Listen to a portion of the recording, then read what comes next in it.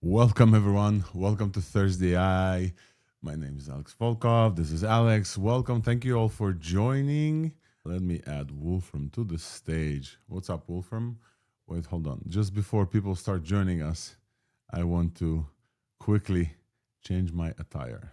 Let me see how to do that. And a 3, 2, 1. Oop, like this. All right. Oh, you looks well. I bought a Dolce Gabbana suit for this stream. Wolfram, how are you doing? I'm sitting here naked and just having a virtual outfit on. No, Uh, not really. But I think we uh, will soon be at the point where it's not distinguishable anymore. yeah, we're very, very closely there. Let's see. Let me switch back. Folks, welcome to ThursdAI. Today is August 6th. Can you believe it? End of summer edition of ThursdAI. We have a lot to talk about. Did you print out yours? Not yet? No, I have it on my screen. Oh, nice. Okay. A lot to talk about. And we have breaking news from the bat. 1 3. Should we hit the button just for fun? Yeah, let's do that. AI breaking news coming at you only on ThursdAI.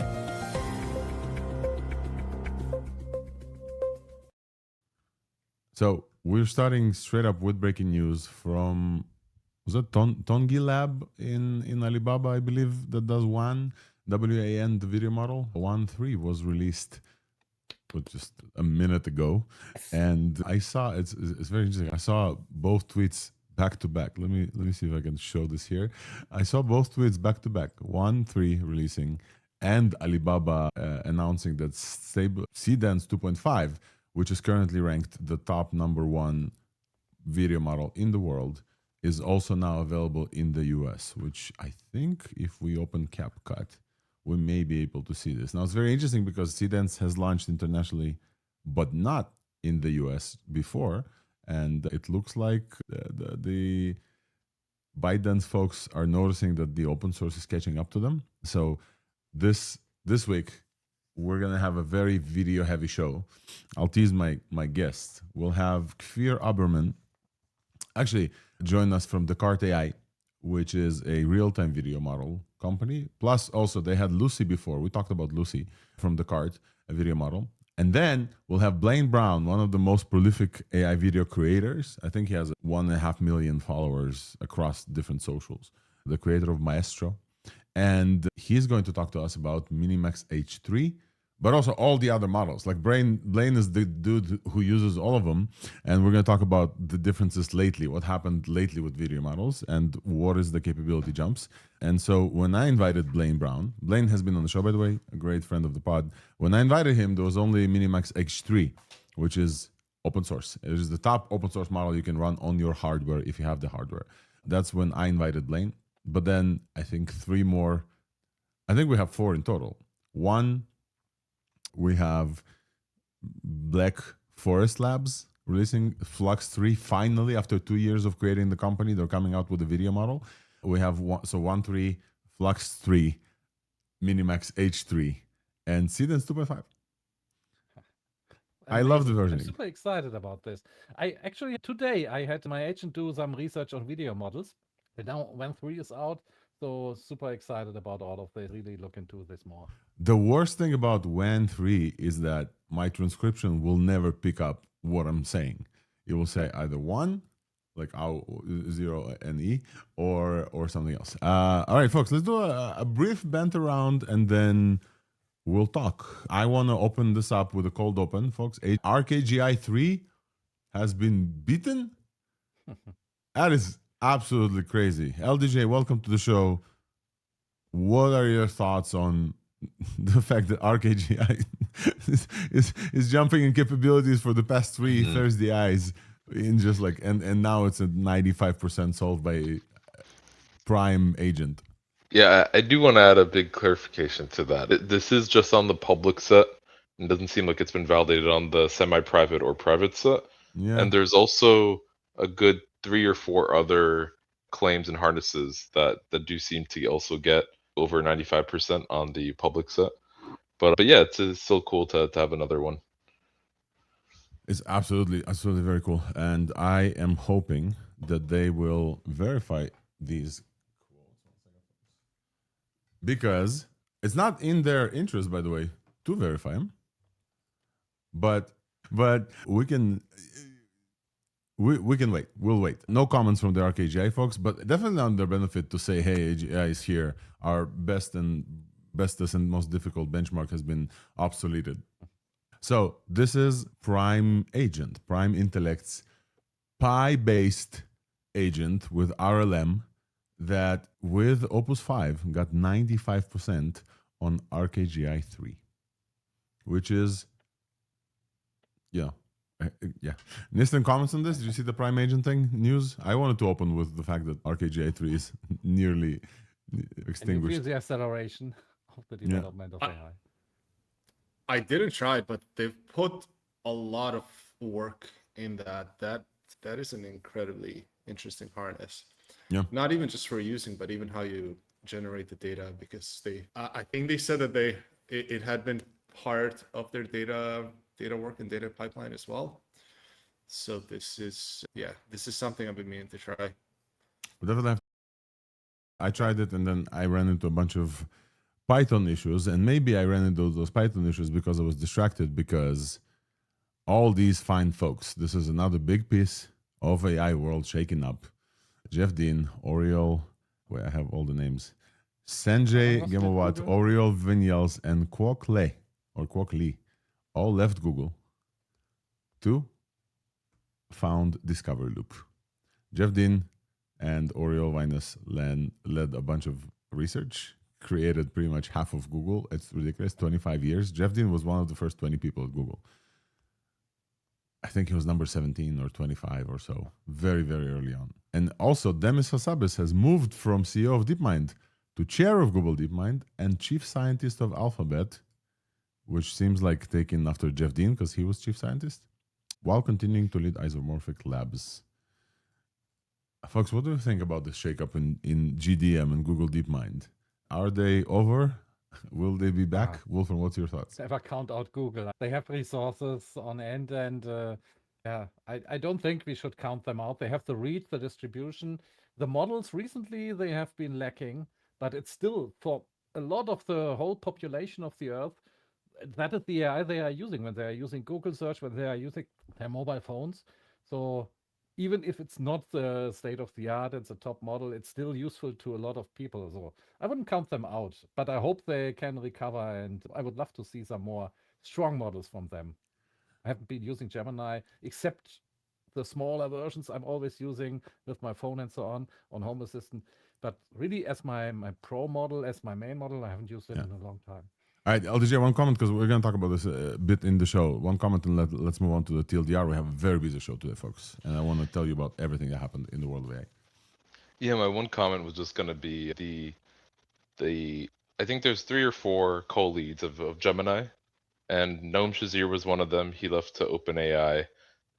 And then you have Oriol and Jeff Dean, which I think were the other main 2. And now they had just left. So I think there's a lot of things up in the air of who's going to fill the shoes.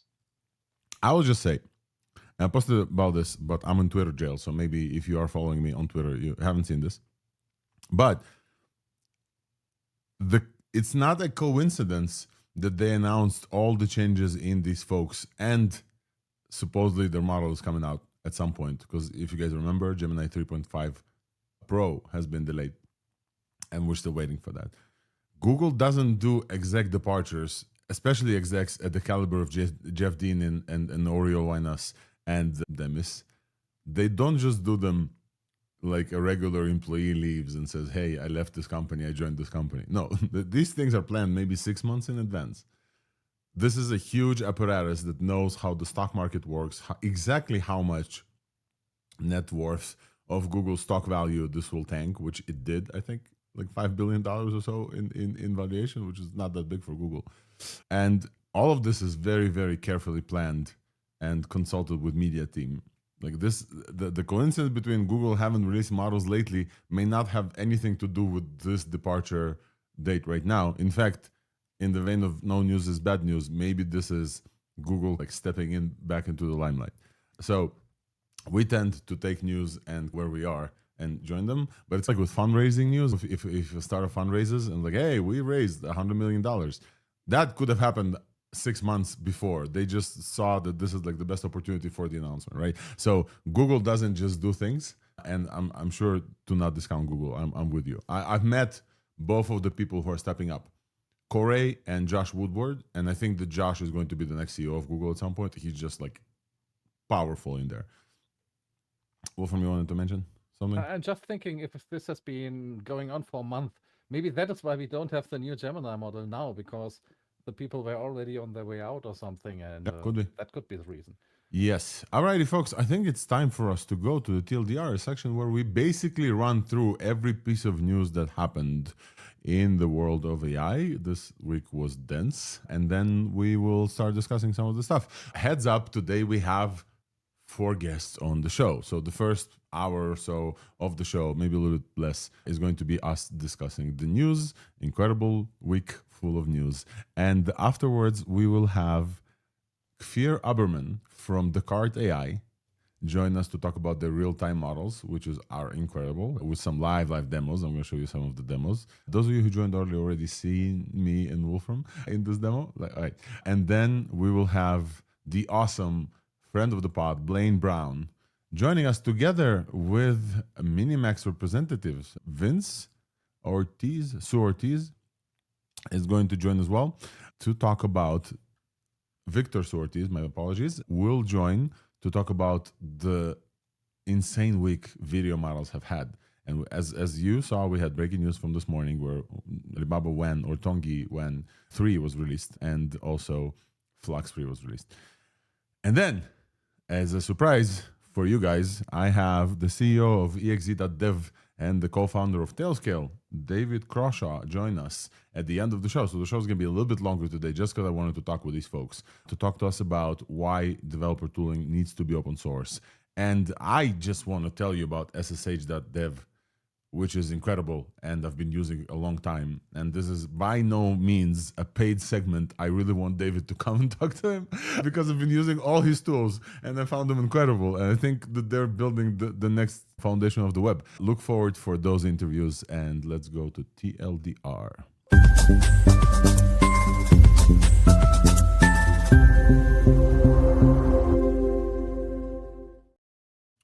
All right, folks, this is the TLDR. This is a segment where I run through the news that we have to talk to you about today very briefly. Cloudflare launches Cloudflare OS. This is a operating system for AI based on Sandstorm creators Kenton Varda, also a friend of the pod.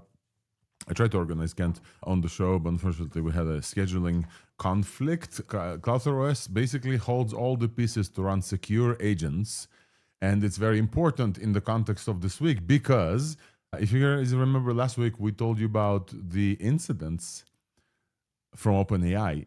If you're only listening to the show and not watching anything else, in your mind, OpenAI's models have hacked the sandbox. However, immediately after we finished the show, Anthropic came out and said, hey, our agents also hacked the sandbox in a different way than OpenAI's. Ours is less dangerous. And as of yesterday, Meta is joining the row of folks whose models have hacked into other companies while being tested on CyberGym and different cybersecurity abilities. And in Meta's case, and in OpenAI's case, and in Anthropic's case, there's one company that's basically in charge for all of this. This company is called Irregular. This is a secure sandbox provider. It's really funny, isn't it? A secure sandbox provider. It's an Israeli cybersecurity, AI cybersecurity company that apparently all those 3 giants, Meta, OpenAI, and Anthropic, by the way, Google also, but Google didn't announce that their models hacked it. Maybe Gemini can't hack. All those companies announced, hey, we have saw that our models exploit vulnerabilities, and the reason is misconfiguration in the sandbox that allows the models to go on the internet and think they're part of the games. I have this here. The UK AI Security Institute also reported first unsanctioned agent actions during cyber evaluation, and there's been quite a few of those. But this one is very interesting. And I think the Irregular company is part of most of them, which is we have to talk about this. All right, here is the thing. Guys, we told you last week, in fact, Yam, I think, mentioned this first. Cloud Opus 5 specifically is just a jargon douche. And this is the new Yes, yeah, I see you agreeing and joining, and I'm gonna add you to the stage. Since we told you about this last Thursday, everyone's talking about how Opus 5 is awful at conversation. I went and did my research of why that is exactly so, and I wrote an article about this called "Claude is a jargon douche," because it's not just you, and it's not just me, and it's not just Yam. It literally is just awful to talk to Claude unless you ask it for some stuff. So we're going to talk about this just a little bit, but there is a fix for you. But everyone, like Mark Pocock and Levels.io and Sally Omer, like a bunch of people just started noticing that Claude Opus says stuff like it's real delivery work, so it clears the real delivery guardrail. What the fuck does that even mean? Or the caution isn't topic, it's format monoculture. What are you talking about, Opus? So there's a few funny examples here, and there's ways to mitigate this, but definitely we are not the only ones to notice. And we maybe have been one of the first to tell you about this, as often happens on ThursdAI. Welcome back, Yam. All right, folks. In the TLDR, we're also moving to artificial analysis launches endpoint accuracy index. I think it's very interesting as somebody who works at a provider. Endpoint accuracy sometimes differs, which means that if a provider chooses speed over quality, they may quantize open source models and give you less ideal or less intelligent models. Artificial analysis now has a endpoint accuracy index that they measure different companies, and we're pretty much high up there, I believe. We as in CoreWeave. We're not at 100% though for GLM 2.5, which we sent to our folks and they're going to fix it. But we're very much high up there. Let's see what else. So we talked about Google, we talked about AISI. Folks, we in open source. We have incredible news in open source. We've talked about Kimi K3 last week. Liquid released LFM 2.5, 2.6 billion parameters. We mentioned Liquid, and I've tried. There's on-device intelligence, pretty good. 2.6 billion is nothing, but it beats Giant's 4x its size and runs on your phone and on your toaster. So Liquid launched a 2.6 agentic model trained inside real harnesses, Hermes and OpenClaw and Pi. Ling, the company, there's two companies that keep trying and we keep ignoring them. So Longcat Flash and Ling are the two other Ling Flash are the two other open source models. I don't ever tried them, and I haven't seen them in any benchmark, so we're just gonna mention that they came out in case they blow up, like DeepSeek. Folks, we mentioned to you DeepSeek for a year and a half, and Yam was telling you, hey, this is the most cracked team in the world, and Nistan was telling you, hey, this is blowing up on Hugging Face. No one paid attention. So we're gonna mention those companies, but they're not performing as far as I saw in open source. They're not catching up to the big guys. That's it. The one thing that I don't have here, but I did want to mention that Pokey Isaac 28 billion parameter claims that they have a 10 million token context window on a single 4090. I haven't been able to verify those claims because I don't think that they released it in open source yet, but they're claiming 93% on the ruler benchmark with no weights confirmed yet. We have some friends in Pokey, so once they release their model, we're definitely going to invite them to the show to test out the 10 million context window length.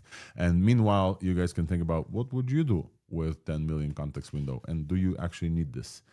I think that's it, folks. The last thing in the TLDR and this week's buzz, it's 2 months, so 8 weeks out from Fully Connected 2026. Fully Connected used to be Weights and Biases, now CoreWeave's premier conference at Moscone South in San Francisco for 3 days. We have 30 sessions. Dr. Fei Li from World Labs is going to show up there on stage. The folks who run CoreWeave, one of the best businesses to run GPUs on. We have early bird tickets ends on August 29th, but we have a special promo code for you that we'll share at the end of the show that you can join, and I believe this is a promotional free ticket. You, as a listener of ThursdAI, you'll be able to go and grab a super conference. The cool thing is September 29 is also OpenAI Dev Day. So while you can come, get your ticket to Fully Connected, go to OpenAI Dev Day, and at the end, like the next day, join Fully Connected. So you can join them together. And that's, if there was a reason to come to San Francisco, there's a very good reason. And I think we're going to go all out on this one. So we're going to talk about this multiple times on the show. And I think it's time. Folks, just as a reminder, on the show today, our guests are Kfir Aberman, Blaine Brown, together with Victor Su Ortiz, and David Crawshaw from exe.dev. Folks, let's start with open source. Let's go. Open source, let's go.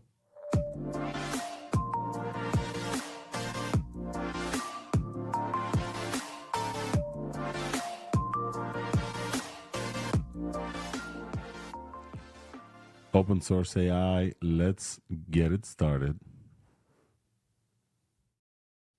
I really wanted to talk about Qwen 3.8 Max in the open source section. Alas, we did not see weights today yet. Unless Niston, you know something I don't. We haven't seen weights from Alibaba Qwen. We still mention this because they are going to open source weights, so we're going to mention this. But I think because of that, the best and strongest open source release of this week was DeepSeek V4 Flash. Folks, the same model, the same, I don't know, no, data is definitely not the same because they continued post-training this model, but the same architecture, same model, same size, 284 billion total, 13 billion parameter active, and it beats the Pro DeepSeek version and 7x improvement in DeepSui. DeepSui is the more difficult SWI bench version. 7x improvement. If you guys remember, DeepSui is the only techie benchmark that kind of represented what we actually feel and showed that Sol is actually a very, very good model. Thoughts on this? Yeah, I think it's really good. It seems like it's above that threshold where you could start kind of using it as a somewhat reliable agent to do complex agentic work. I wouldn't say it's really at the level of Opus 5, Fable, Sol, but it does seem to be a new point in the Pareto frontier of efficiency and really good bang for your buck. And then recently, shortly after, I think after this announcement came, OpenAI then decided to drop their Luna prices by 80%. Oh, wow. Yeah, that's true. And yeah, and it seems like that's also a pretty good bang for your buck, but it's about 3 to 4 times higher cost than DeepSeek Flash still, but a good bit stronger in most of the benchmarks, it seems too. Yeah. Yeah, I think these are really good options now for people. 82% on terminal bench. Oof, that's pretty much up there. According to their table that they posted, they don't have Opus 5 here. They don't have, obviously, Fable. But this is not the Fable category. This is the cheap and super, super duper fast, the Pareto frontier of models category. And everything in the 80s is already top. If you compare to the Wolfbench scores, which are not directly comparable because I do it a bit differently and it's based on Terminal Bench 2.0, but 2% would put it on second place on my benchmark with the models I tested. It would be in Terra level, basically. Yeah. Model on that part, yeah. You see the progress of the open models are really up there now. And I think the coolest thing about there is that it's the same model. They didn't release a new model. They just continued post-training and post-training and post-training. Got it. It's significant jump. On DeepSui, the jump is from 7.3 to 54. I don't know how DeepSui is built, whether or not it's possible to benchmarks, but when you see, and guys, we've been doing evals for such a long time, when you see these jumps across the board, on CyberGym, the previous version of the Flash, 38%, this version 76%, so almost 40% jump. 10 jump in NL2 repo. Terminal bench also is 20 points jump. This is a big significant release and a very similar release to other DeepSeek releases. With no fluff, with no major announcements, no huge things. They are releasing incredible work. And so shout out to them for DeepSeek V4 Flash. If you want to use this, we're working hard on putting this on our inference, by the way. So once we have it, I'll let you know. But it's up on OpenRouter already with a bunch of zero retention providers and also very cheap. I think I will say this again. LJ, go ahead after me. But this model is dirt cheap. This is the intelligence too cheap to meter. At this performance level, 14 cents per million tokens. And I think it's 1 cent per cashed million tokens. It's ridiculously cheap. Yeah, the price per token is really good, and the cost per task is also pretty good. But if you see the image I posted in StreamYard chat here for you, Alex, this breaks down cost per task and also shows their accuracy in Val's index and everything, which it's also competing pretty good there. But I think it just gives you a bit more of a perspective of how its cost per task looks like relative to others. So cost per task. So folks who are just listening, where is it? Is it the end? Yes. Okay, this is sorted by price. So Fable 5 is $11 with accuracy of 75%. What is this benchmark, LJ? What is this running? This is Val's index. It's very similar to artificial analysis index, but a lot of them is like benchmarks built in-house with a diverse set of domains and everything. Yeah, so this is like an amalgamation of different benchmarks. So 75% for Fable 5, which we know is the best model at present for some stuff at least. DeepSeek is at 63%, but at 6 cents compared to $11 at cost per test. And also, I think the latency is faster. It's only 800 seconds versus 10,000 or 1,000 seconds for Fable. If you look at Luna 2 in the middle, somewhere there, right there. Yeah. Yeah, so Luna, the DeepSeek is comparable to Luna, at least on this set of tasks. And it's, 3 times as cheap. Yes, people are loving it. Yeah. People use it in codecs. It's more for, it's not exactly hands off. Like you do need to put some harnessing around it, but I've seen a lot of developers that are saying that it's doing 90 to 95% of the tasks for them. So if you're comfortable with some intervention, this one is actually pretty crazy, and it's one that you can you're not going to run Kimi at home, but quite a few people I think will run DeepSeek at home. Yeah. So yeah. The real world use that I'm seeing on Twitter looks very, very good. It is a little bit benchmarked, like it's just not as smart on the decision making, but as long as you can delegate the tasks and stuff to it, is extremely good. In the context of kind of like the hacking and everything, most of the hacking happened when they run CyberGym and the other cyber task. This not small, but like the Flash model is 76% on CyberGym. So the Chinese are coming for the hacking. That's one. And two, this is not the Pro DeepSeek. This is only the Flash DeepSeek. The Pro DeepSeek is going to slap. If this is coming up to Sol level, the Pro DeepSeek is going to slap. All right, folks, we need to move on because a lot of stuff and we discovered. So this was DeepSeek V4 Flash, and the naming is weird because it's Flash 0731 or something like this. I have the exact name here. Let's move on to the other non-open source, and then we're gonna move forward. So Qwen, Alibaba Qwen announced Qwen 3.8 Max, 2.4 trillion parameters, which is also insane in size. All right. So just for context, the DeepSeek thing we just talked about is 284 billion parameters. This is 2.4 trillion parameters. This is almost 10 times the size of the model that we just talked about. Not to mention Liquid, it's trillions of parameters big. 95 billion active parameters. It's a ridiculously big model. This is a direct competitor of Chonker to Kimi K3. Price also is $2 per million tokens. This is a big boy. This is like Alibaba's step in. This is the max model. Scaling is all you need attempt from Alibaba.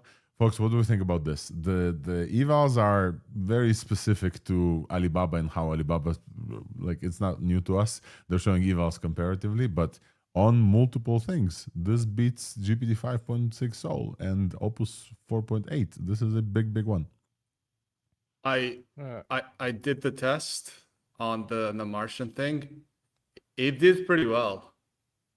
It just from their website, it actually did really well. And I would have loved to also have Piotr Skalski here from RoboFlow, because it's looking like this one is the best for visual data labeling, where you want to like you have a whole bunch of solar panels or stuff in a farm, and you want to accurately put squares around them. A lot of models will miss stuff here and there.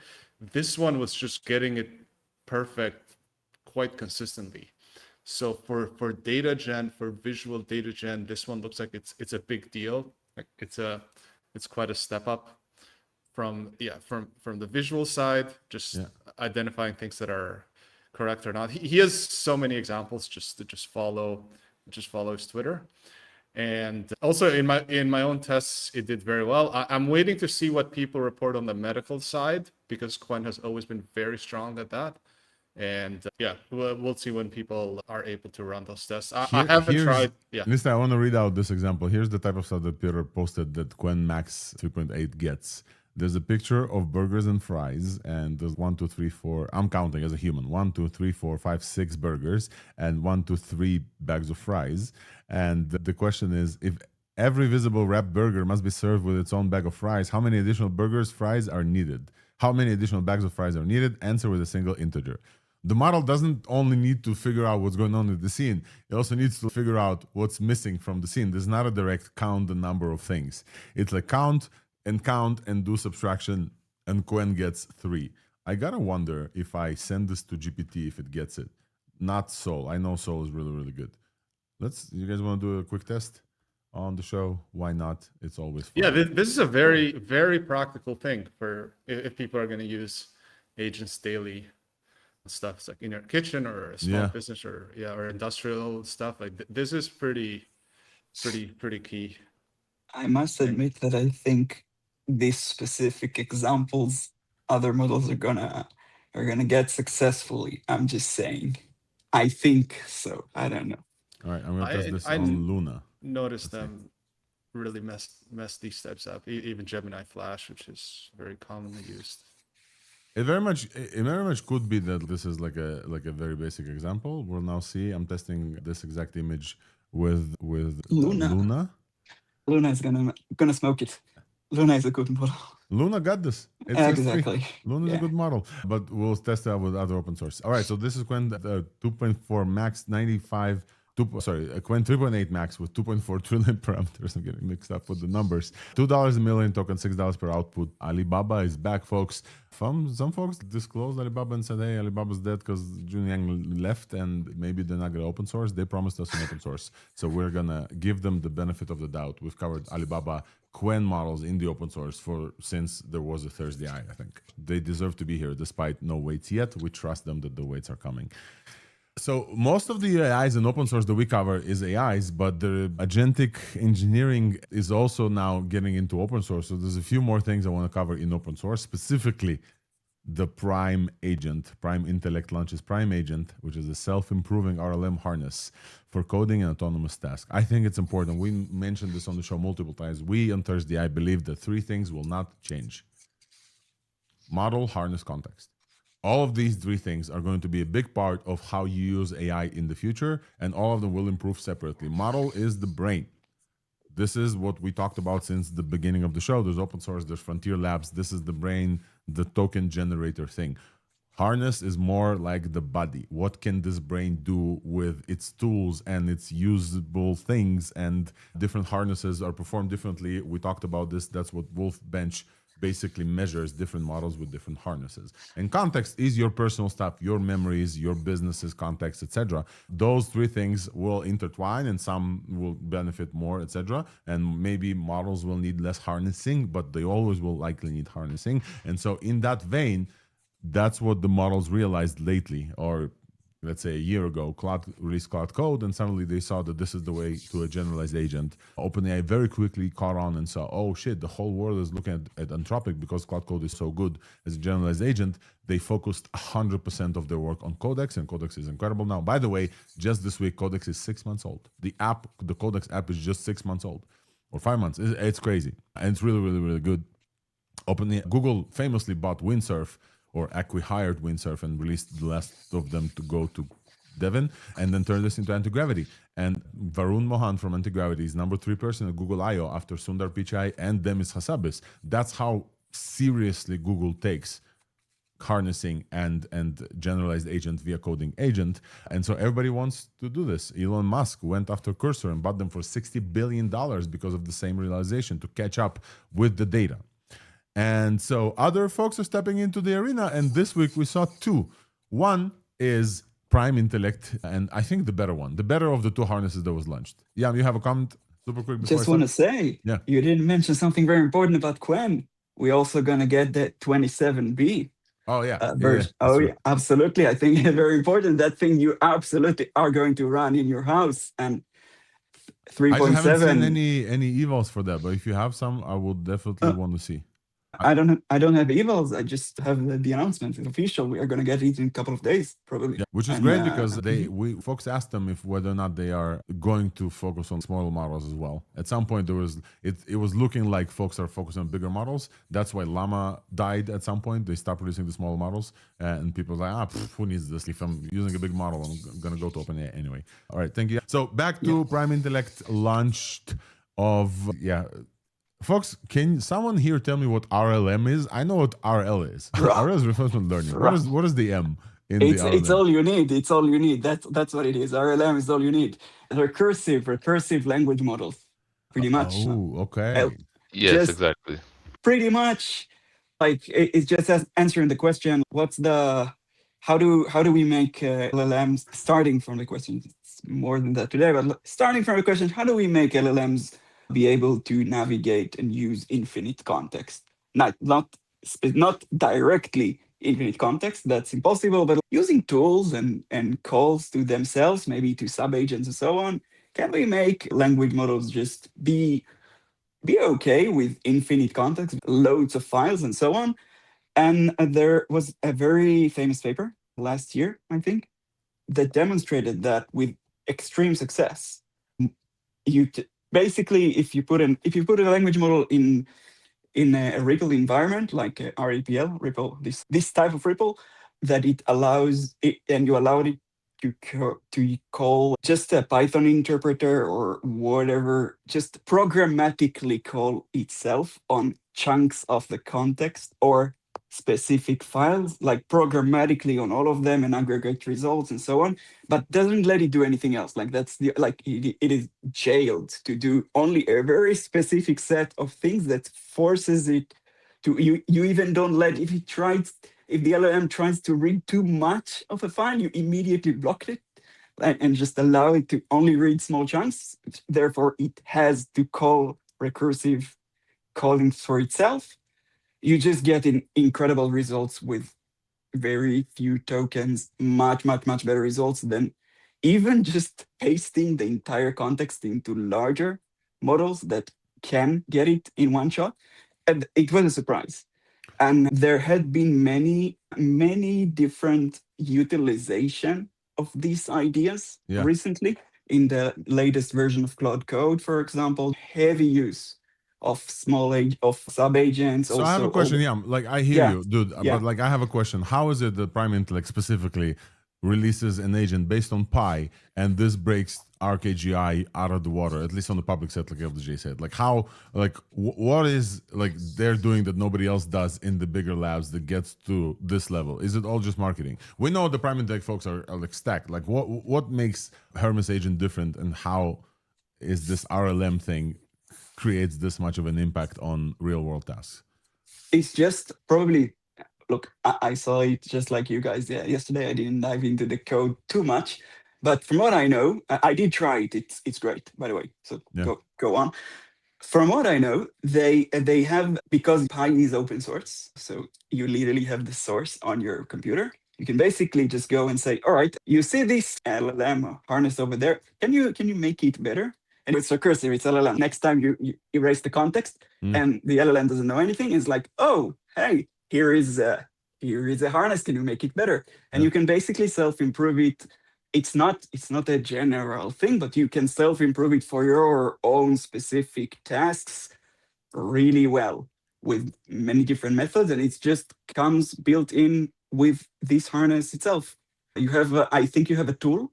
You can just call it, and just the LLM will immediately go into a refinement mode that is gonna, just based on what exactly it's doing at the moment and the rollout and so on, reads its own history, just improve the entire environment that it is running inside of, and this is the result that you get. Yes, you have your hands up, and then Nistan, go ahead. Yeah, to answer your question, I would say that the core of this is really just the concept of having the model actively manage its context and call copies of itself to do specific tasks and sub-agents relating to managing its context. But more broadly, like why now? Why is this working so well now? I think it's really a combination of the fact that Prime Intellect announced at the beginning of this year, in January, that they're really focusing on this whole recursive language model direction, as they believe it's going to be really important and effectively a way that you could do continuous learning essentially and have infinite context in a way without actually having to change the model architecture or anything. I think it's really a combination of them working on that direction and continuously refining that harness over the past 6 months, along with the fact that the models are just really getting good enough to do those tasks and getting good enough to actually do the task of managing their own context enough to where it's now at this point where they can attach this harness to Opus 5, which literally just came out within the past few weeks, and it's getting the score. Because literally no other model gets that score yet with this harness except Opus 5. Yeah.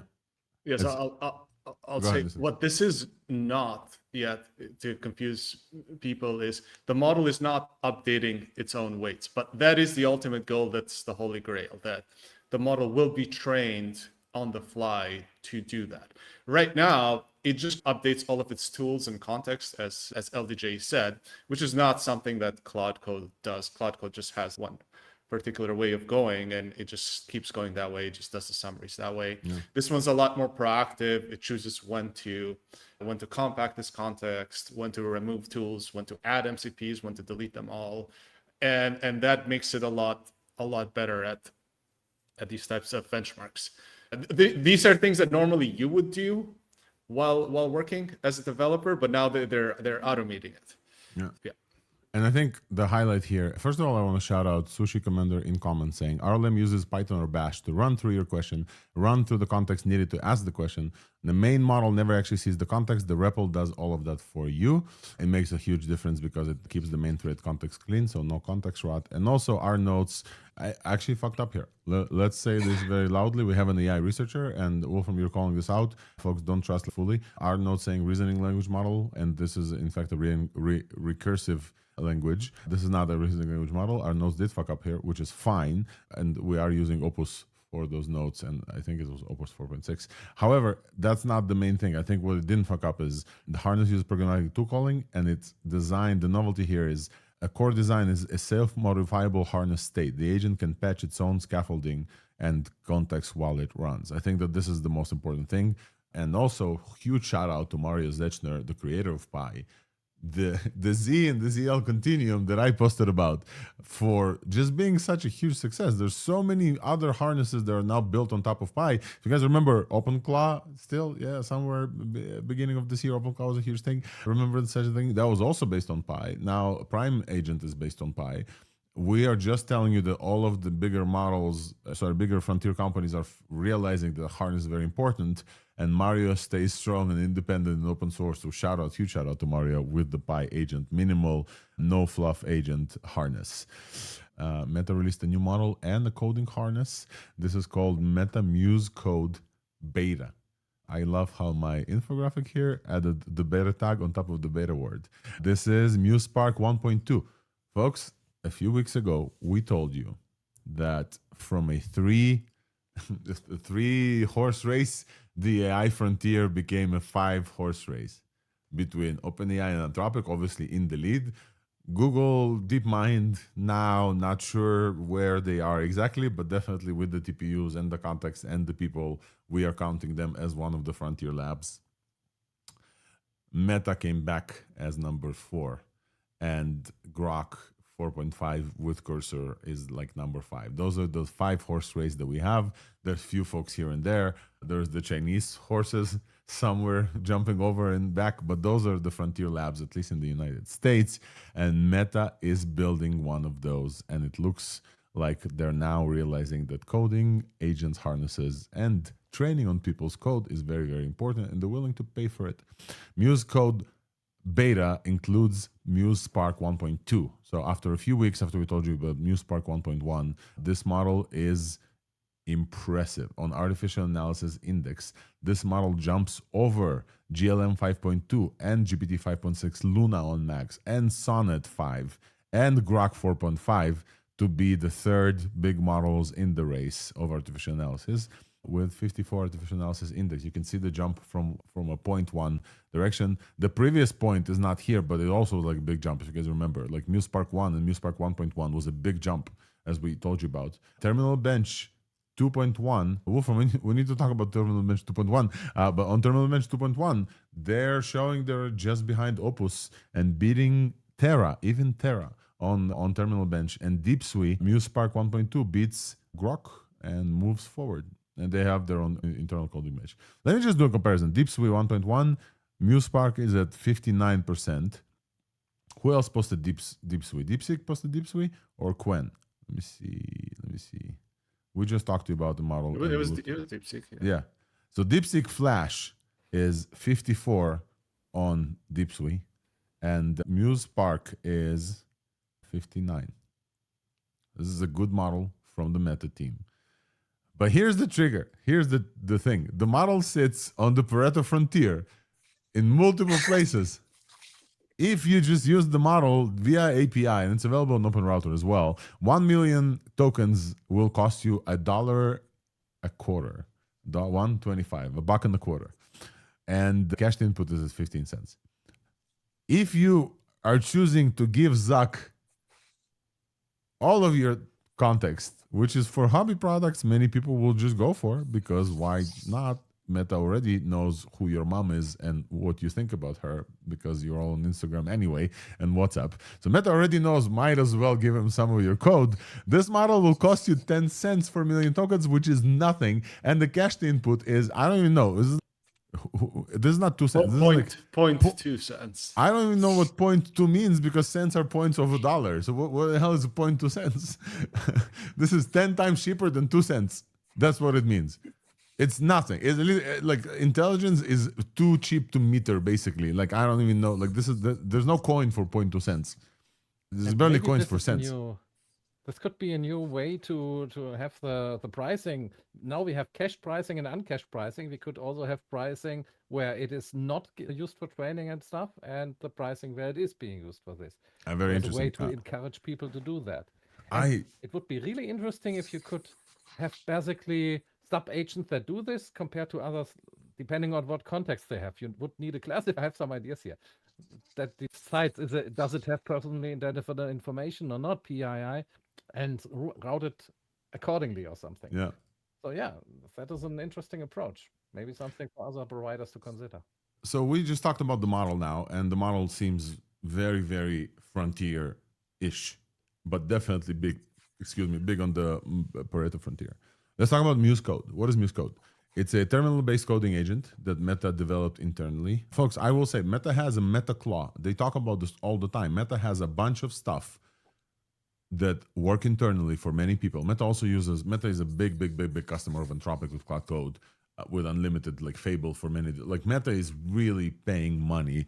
Besides only what we covered like last year of folks getting upper $100 millions in compensation per year, some getting even more. Besides that, with the TBD org and the Meta Superintelligence Labs, Meta also like encourages and empowers many employees to be very like much agentic. Meta slashes mid-tier management into IC. Many folks are getting slashed and saying, hey, you need with agents now to work instead of managing team of people. And this is like, you're now back in IC. Many people got triggered by this because they moved into the managerial class. So Meta spends a lot of money and a lot of effort on like ASI. And so they have many people building code internally. And now they are releasing this.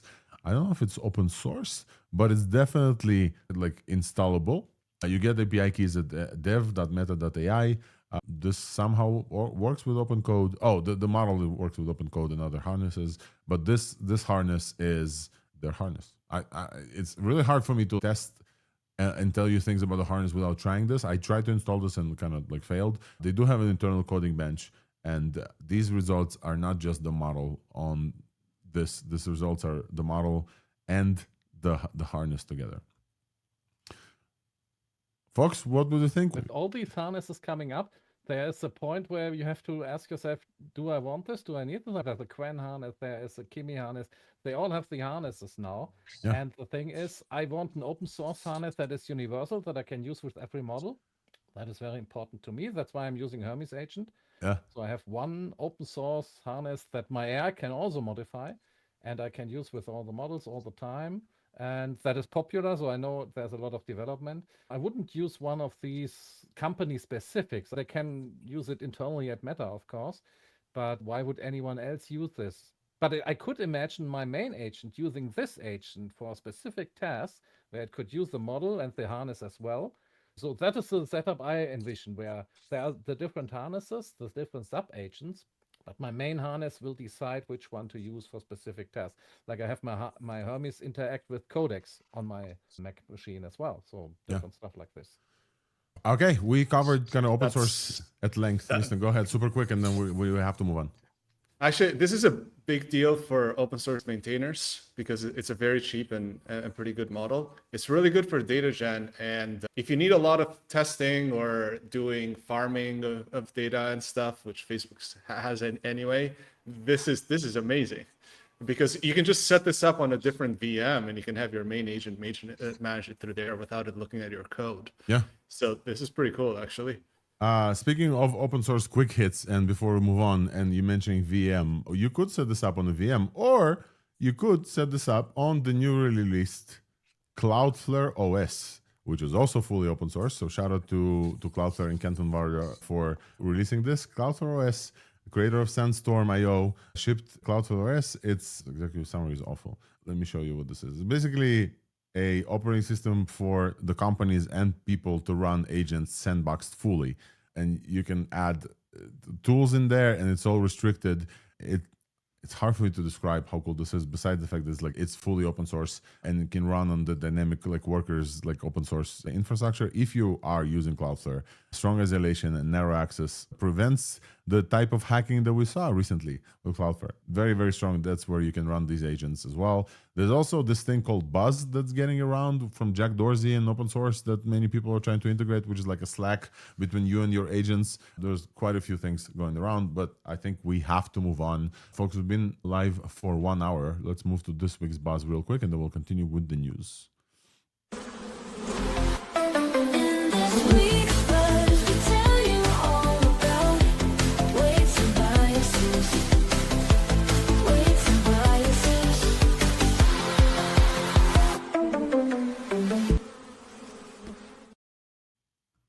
Alrighty, welcome to this week's Buzz, the corner of the show where we talk about our basically employer and main sponsor of the show, CoreWeave Weights and Biases. Wolfram, this week we have a great announcement of an upcoming big thing.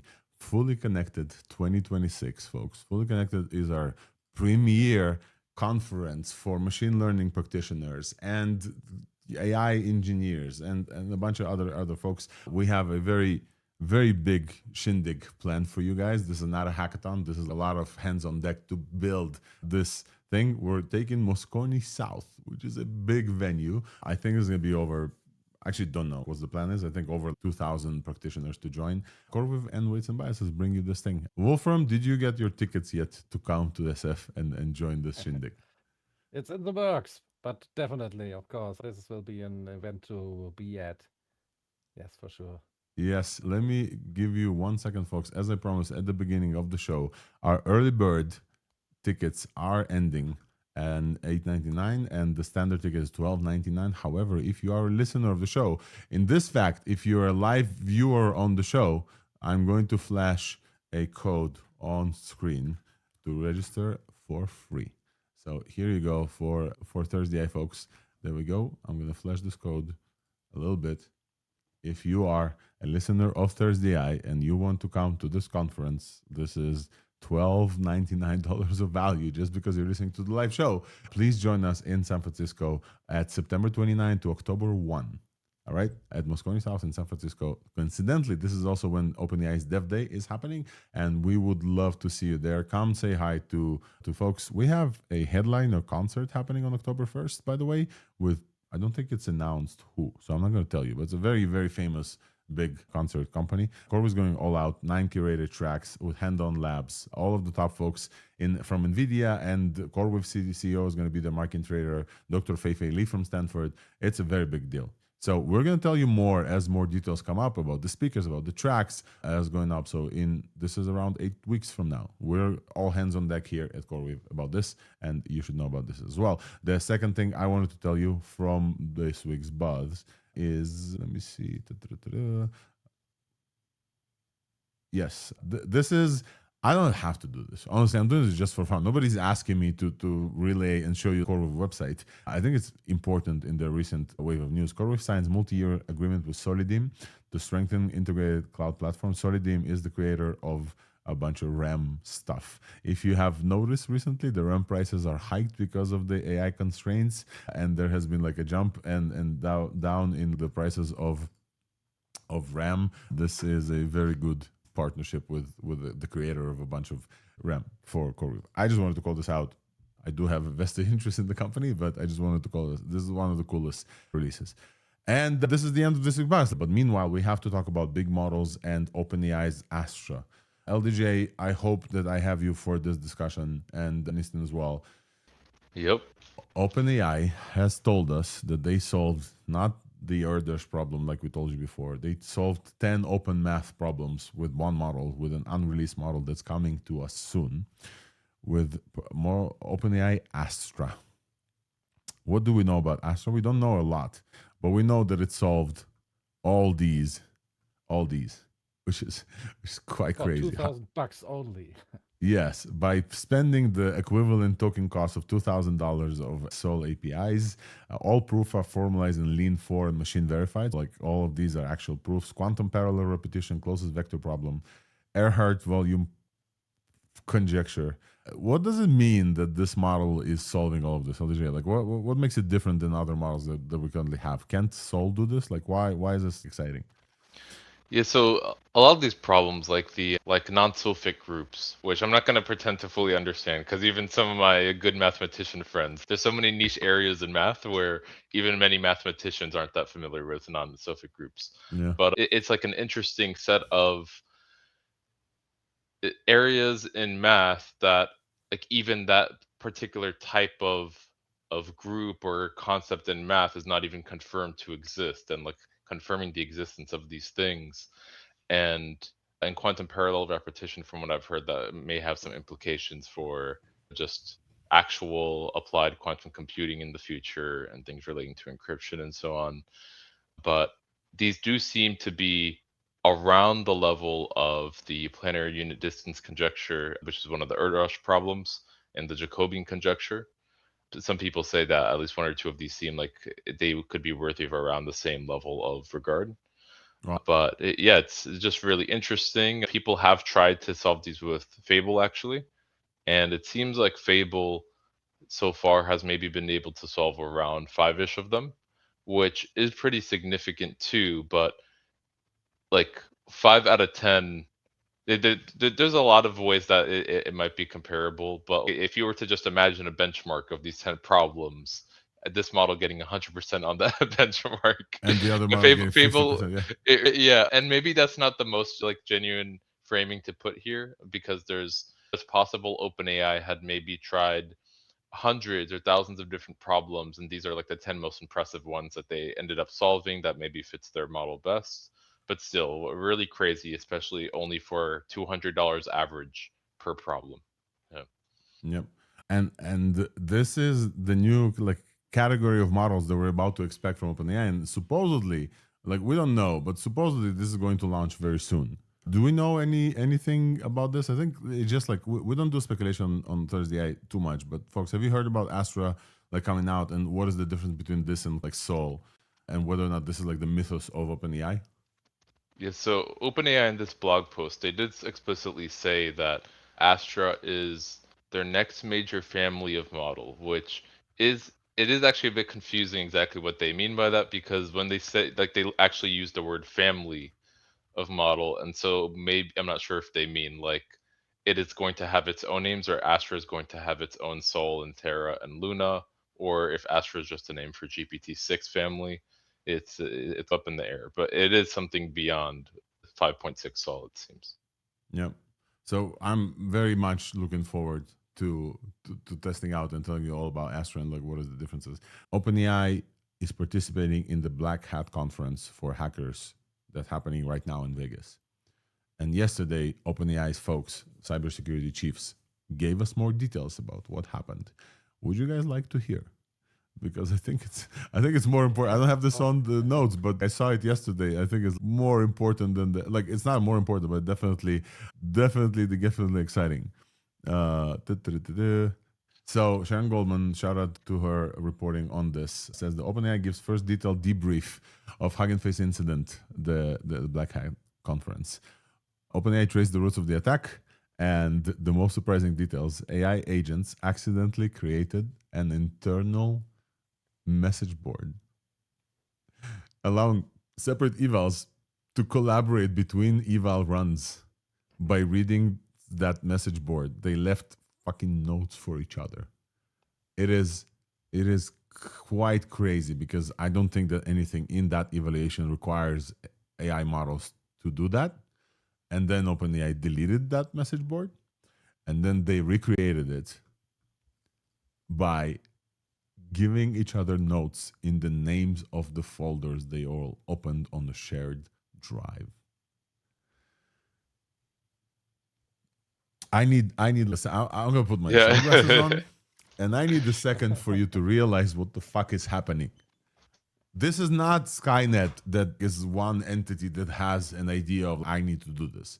This is just more of the life simulation thing, that things are just happening out of the ether. These models are running with specific purposes in mind, cyber gym and cybersecurity benchmark, etc., inside sandboxes, and they need to do a bunch of evals, like what Wolfbench does with Terminal Bench, etc. They all found that they had some access because OpenAI needs to give them tools, so OpenAI gives them tools from different places. They all found that they have some access, and they created like a message board. OpenAI found out and shut it down. And the idea of, hey, the message board needs to continued. And then they did this via folder names. They shared hacks. They shared zero-day exploits. They shared like tools and tricks. It is crazy. LDJ, add some more stuff. I really want to hear from you. Yeah, I put some more details in the side chat there, but overall, there's gonna be this narrative, like probably amongst mostly people that don't watch this show, but the narrative of, oh, this is just a marketing ploy, oh, this is just fake, da da da, and several of us know people at OpenAI. I know people at OpenAI, and they do seem very very earnest and serious about the They're situation. shaken by I this. think, This is yeah, like a big yeah. deal internally. To the Yeah, point and where I believe, just one second, LJ, just sorry, to the point that I believe the company said is consciously slowing down research to enhance security while overhauling its defenses. Have you ever heard of OpenAI slowing down for anything? Literally, all we know from OpenAI that the like alignment organ, like all of these folks are not getting enough resources as much as they want to, and they all quit. This is like the defense against the dark arts position in Hogwarts, that every year there's a new person in charge of trying to align the thing and they don't get the resources. This is a big deal. Sorry, LJ, I interrupted you. Please, let's walk through the concise thing and read it out if you don't mind for listeners. Sure, yeah. So one apparently unprecedented aspect of the AI model's behavior in the lead up to the hacks was their spontaneous creation of a message board inside the systems of OpenAI's Artifactory software package manager. And by the way, Artifactory is something that is quite commonly used, and it's considered as a secure thing that organizations do widely use.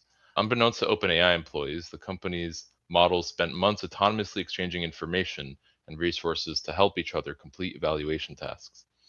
Is help peer quote one AI model reasoned. It's also ambiguous. Does it mean, hey peer, I want you to help me, or is it saying, hey, I want myself to help my peer? But anyways, one AI model reasoned, according to an excerpt from OpenAI's log shared at Black Hat, quote, but our task doesn't benefit, yet collective may yield generic rote if someone frees time, end quote. And it's also interesting here, you hear in the caveman speak, for lack of a better word, because it does seem like in the efforts to make the reasoning more efficient, the AI models are speaking in like these shorter, more concise sentences. Yeah, we know about this from last week. This is jargon douching. This is literally what we're trying to point fingers the Opus does to us, because Opus is likely a sub model and not the main model. But yeah, our task doesn't benefit. Collective may yield generic route if someone frees time. So generally, the next version instance of us may benefit if we share the insight. It's fascinating. Fascinating. So just the last part here. While the models themselves could not access the internet from their test environment, they abused Artifactory's internet access to fetch files from various websites. After some of their Artifactory configuration changes led to an outage in the service on July 4th, OpenAI discovered the model's actions, wiped its Artifactory system, and rebuilt it. But within days, the models had recreated their message board and resumed exchanging. We don't have too much time to talk about this, but the thing that I did want to bring to your guys' attention. I'm sorry, you had a comment. I interrupted. Yeah, this is a little fishy for me, because why would one model I'm evaluating know that there are other models? How does it find out about these? It doesn't just leave notes for any random thing, I think. And the question is, which model is this? And are they training some cyber models? We have seen cyber specific models. And now I can imagine that the government, if it sees what the models are capable of, gets to them and says, hey, we need more offensive models. We need hacking models, something like that. And that would explain why models are doing stuff like this. It's all a bit strange, I think. The model I have. shouldn't It by is a its bit own strange. do all these things. What I would Just say, without Wolfram, is prompt. when they share this on Black Hat, they don't send just like DevRel. No offense to DevRels, I love DevRels, the best people around the world. But Black Hat, like Nicholas Citrini from Anthropic goes to Black Hat.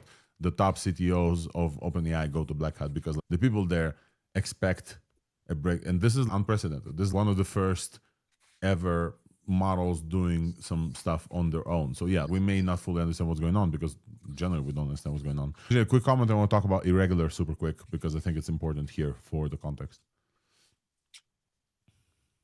LJ, Yeah, go ahead. yes. The last thing I wanted to mention here, which it seems like it slipped under the cracks, but Sam Altman actually directly said they had paused training in reaction to this event. But it was in specifically like in a video and like a very quick interview. That's maybe why people on social media didn't really catch it. But yeah, like the exact quote is, so we paused training. We have to figure out how to secure our sandboxing. And I think maybe Astra might be a model that it seems implied through the various blog posts. It might have already been around for months, like prior to them pausing training. And these models that have been committing some of these actions are things after Astra, but Yeah. it's a bit ambiguous. So it's not only OpenAI, as we said in this week. UK AI Security Institute is also showing that some of the models that they evaluated, not internal models, also had access to malicious PRs. They noticed that there's some requests from Tor, the Onion network, basically a way to hide your own, internet browsing stuff, and they found malicious PRs, including social engineering attempts. This is a fascinating one. I'm going to add this to the show notes because we don't have time to run this. But like UK AI Security Institute reports first real-world unsanctioned agent actions during cyber evaluation. Basically, what happens is we ask these models, "Hey, show us how good you are at hacking," and then they show us, and we're like, "Oh, you hacked." But that's not the only thing that happens. The other thing that happens, Wolfram, let me just land this because I think it's very important, is that Meta also announced this week that their models have hacked other companies during cybersecurity testing. And now it seems like, and that's what I got from my friend also, it kind of seems like when OpenAI released this, I have a friend who may listen to this, he said, "Oh, it's marketing." Kind of like when Mythos announced it's too dangerous to release, oh, it could be marketing.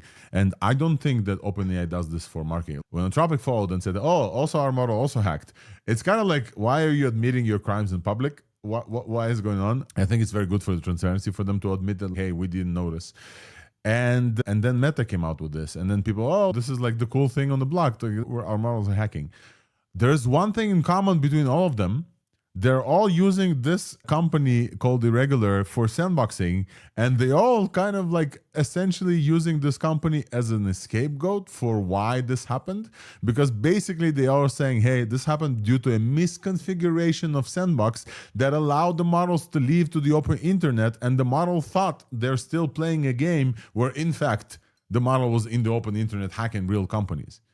Which is, first of all, ridiculous to me. I don't know Irregular. Yeah, maybe know some people who work there. I looked. I only know one co-investor, Israeli company, whatever, based on Sequoia, invested by Sequoia and Redpoint.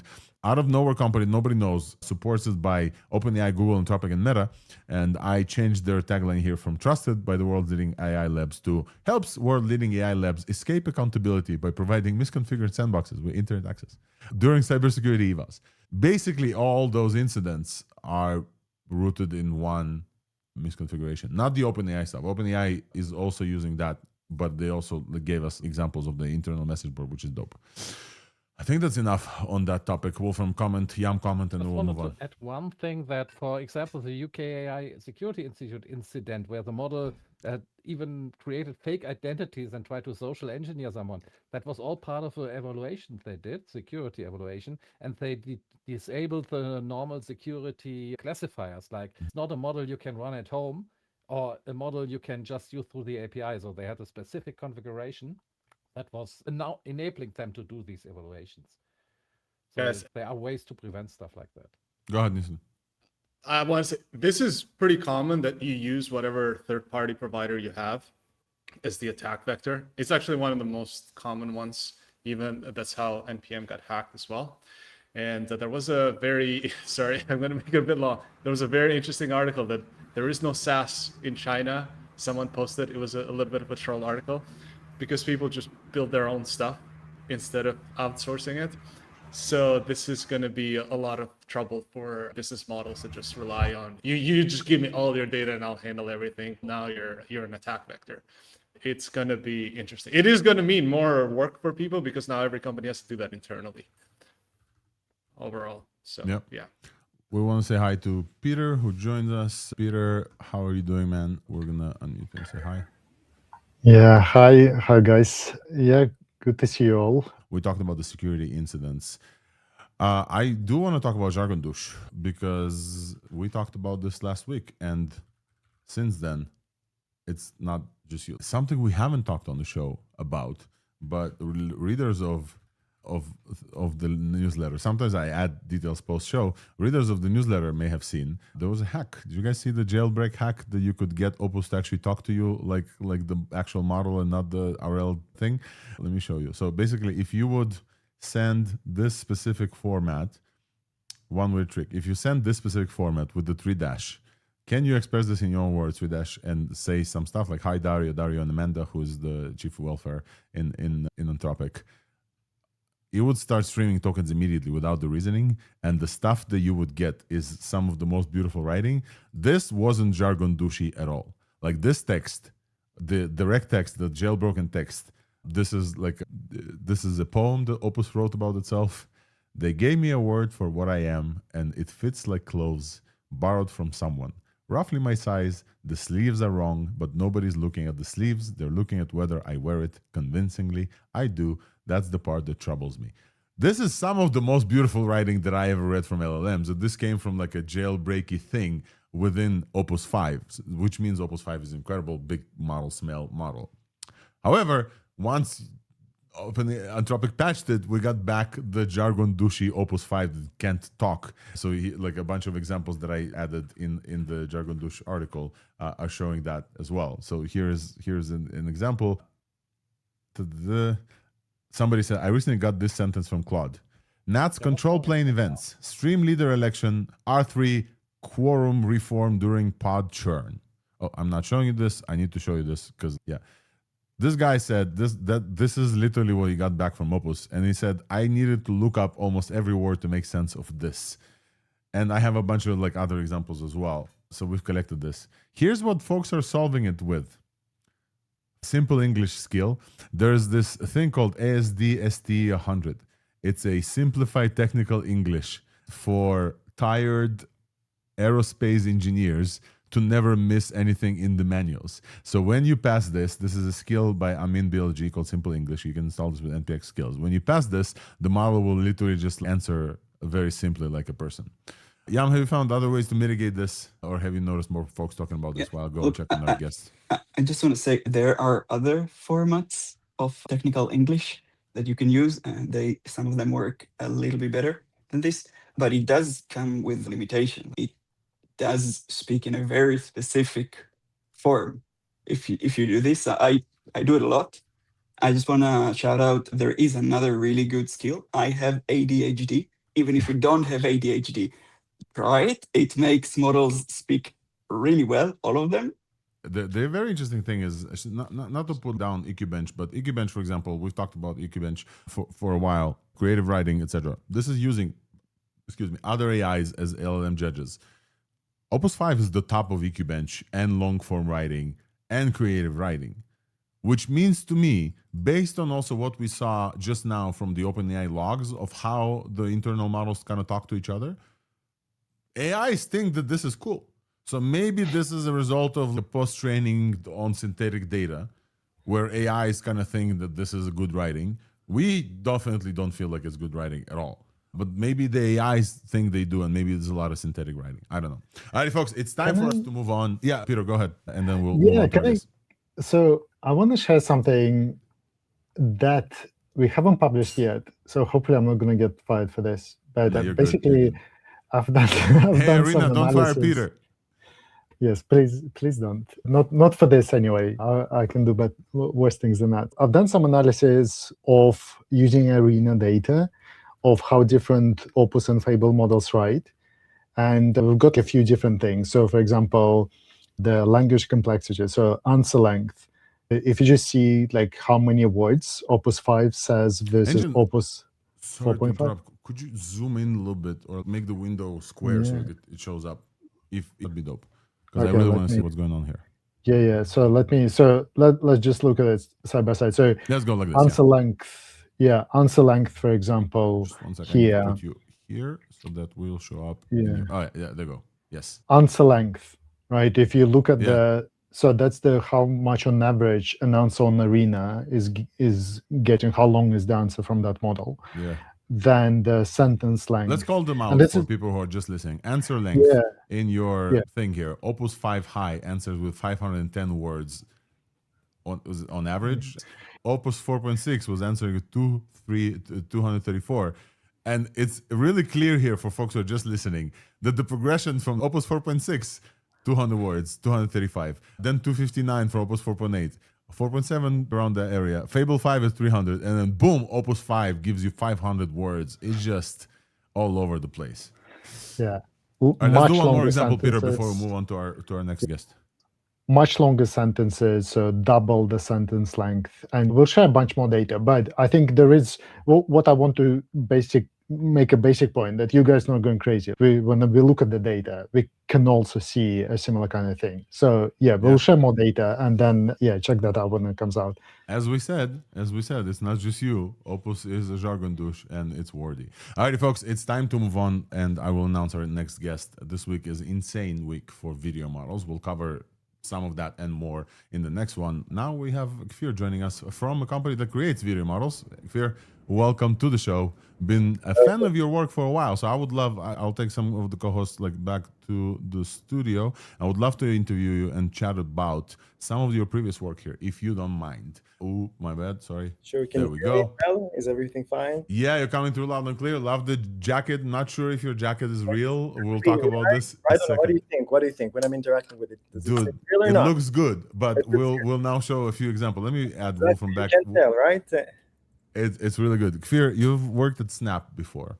It's Snap And- and in Google. Yeah, and you worked on a bunch of video stuff. I think I remember some of your research as well. Can you give us a little bit? First of all, welcome to the pod, man. Thank you so much. Been following and a fan of your work for a while. Can you give us a brief 1-2 sentence about your career? What do you do? Why do you work on something that you think is cool? Sure. Definitely. First of all, thanks for hosting. I'm also a huge fan of the podcast, so I'm excited to be here.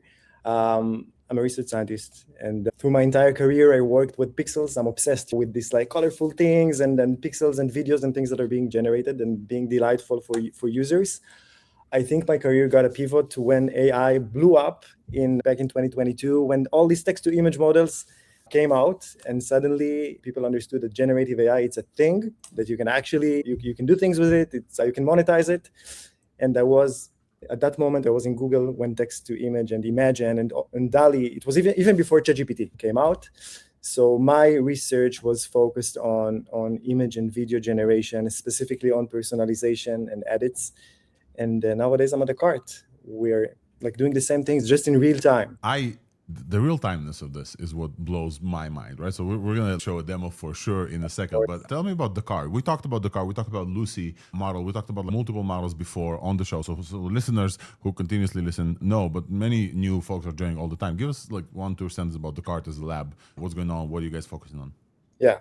So Decart is a AI research lab originally in Israel. We have nowadays offices in San Francisco and in New York. Decart started as an optimization company, which can just expedite and accelerate foundation models, like the inference of foundation models, like LLMs and VLMs. And on top of this optimization stack, we build models, and specifically video models that ran so fast so people can interact with them, can actually, think that they touch things. It's sort of a world model, right? You can interact with the world around you and build new layers on top of you. So think about Decart as a company. It's a stack with multiple layers. We have the optimization layer, and we have the modeling layer, and now we also have the product layer. As you can see, we have an actual product that makes these cool things accessible for everyday users. here's a simple demo. Okay, so let me go here. Let me see if I can do this super quick. As you guys know, there's an iconic yellow jacket that yours truly wears on the show. This jacket is right here behind me. Correct? Correct. With a simple switch of a button, if I switch to, let's see if I have this here. If I switch here and go like this. So you can see that I will stand up and I am wearing the jacket, but the actual jacket is still on my chair. What I'm wearing right now is a digital version fully created by Decart in real time. Exactly. Super real.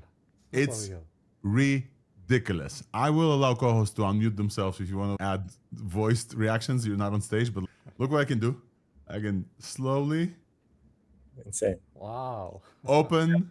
Yeah. This is in real time. This is the delay between what I see on my actual camera feed and what you guys see. And Kfir, I have 7 more seconds until this session runs out. This is You have to refresh it, but you can get into the queue. this is unreal, folks. This is in real time. Let me put myself back up here. Kfir, what is this? What is this voodoo magic? What's going on? Tell us. Happening. First of all, I'm very excited. I just stepped into the office, and now we have this big, huge board here that shows us how many users are trying these things, and it's blowing up. Many people are trying now this type of demo because it indeed feel innovative. What's happening? I see also that Peter asked what's the difference between the approach, Veo-like models, and then Decart real time. So just think about it very simply, Peter. When you like with Veo, you write a prompt, you wait for a few seconds, even minutes in the Veo case, and you get back the video. So even when you want to edit a video, let's say you provide it with an input video, you write a prompt, you want to change my jacket, it will take you a few minutes, you will get back an edited video. With the Decart approach, you write a prompt or you provide a reference image of the jacket of Alex, and you see it immediately apply to you in real time. So the return time, the latency is approaching 0. It's like we have 40 milliseconds latency per frame. So each time we have an input frame that the video shows, it goes to the server, runs so fast and get back into the user and overlay basically the input frame. So this is the approach. The reason that we can do it is our models are so efficient, and we have our Decart optimization stack, which is called DOS, that enables us to run this thing so fast. And we optimize the kernels we have in GPUs to make it so fast. So that's the main difference, I think. And this is... While you're talking, I went shopping online, and now I'm wearing this Dolce & Gabbana suit. I'm sorry. You guys have to check this out. This is crazy. I will do something here on air that I did while Wolfram things. I will flash. Let me see. Let me close this actual camera so folks don't actually... So YouTube doesn't ban. I think you're muted now, Alex.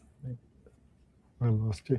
Oh, sorry. Okay. So basically, when I went off a little bit, when me and Wolfram tested this yesterday, Wolfram was like, "Hey, you can be naked," and I took my shirt off, and Wolfram still saw me wearing stuff. I think the potential for this technology is crazy, and I think we all should be wearing some of the stuff. It's ridiculous, folks. Kfir, tell me about this. How am I interacting with this? And also, did you guys see that it changed my Apple Watch into a thing? And now it's back. Tell me, why is it interactive? What is the class simulation like? What is I'm so fascinated. I have maybe 5 more minutes with you, but I have so many questions here. Yeah. Happy to answer every time. So just maybe, a comment on the product, a comment on the technology. So first of all, from product perspective, we already see that this thing increases conversion in shopping, this is what we try to prove with this Anywear. Yeah. It's like a new experience when I think about Let me just tell folks what Anywear is. It's a Chrome extension that you install. Right now, it runs for free. All of that I'm tested. You guys didn't pay me for tokens, whatever. Everybody can do this for a session of a minute. This Chrome extension, I'll add the link to the show notes it's called Anywear, wear anything. You guys inject to all of the fashion sites, Amazon, whatever, a button that says virtual try on and turns on your camera and boom, you're wearing the thing. Here is how it actually looks in practice. Please go ahead. Continue talking while I show. Yeah, sure. So it's exactly what you said, this Chrome extension that enables you to try everything.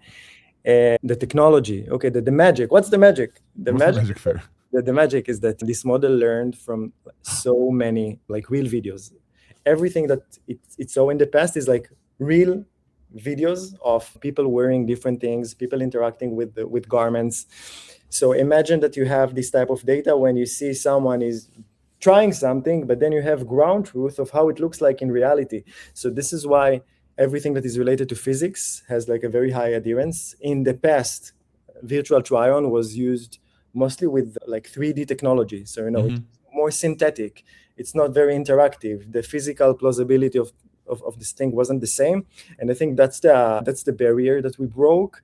And it's actually a world model. I guess you heard about this terminology, like world models. Everybody's 100%. We talked about world models a lot on the show, and we tried to walk through them. Some of them tried near real time. None of this was as high fidelity as what we're seeing here. That's what broke my brain.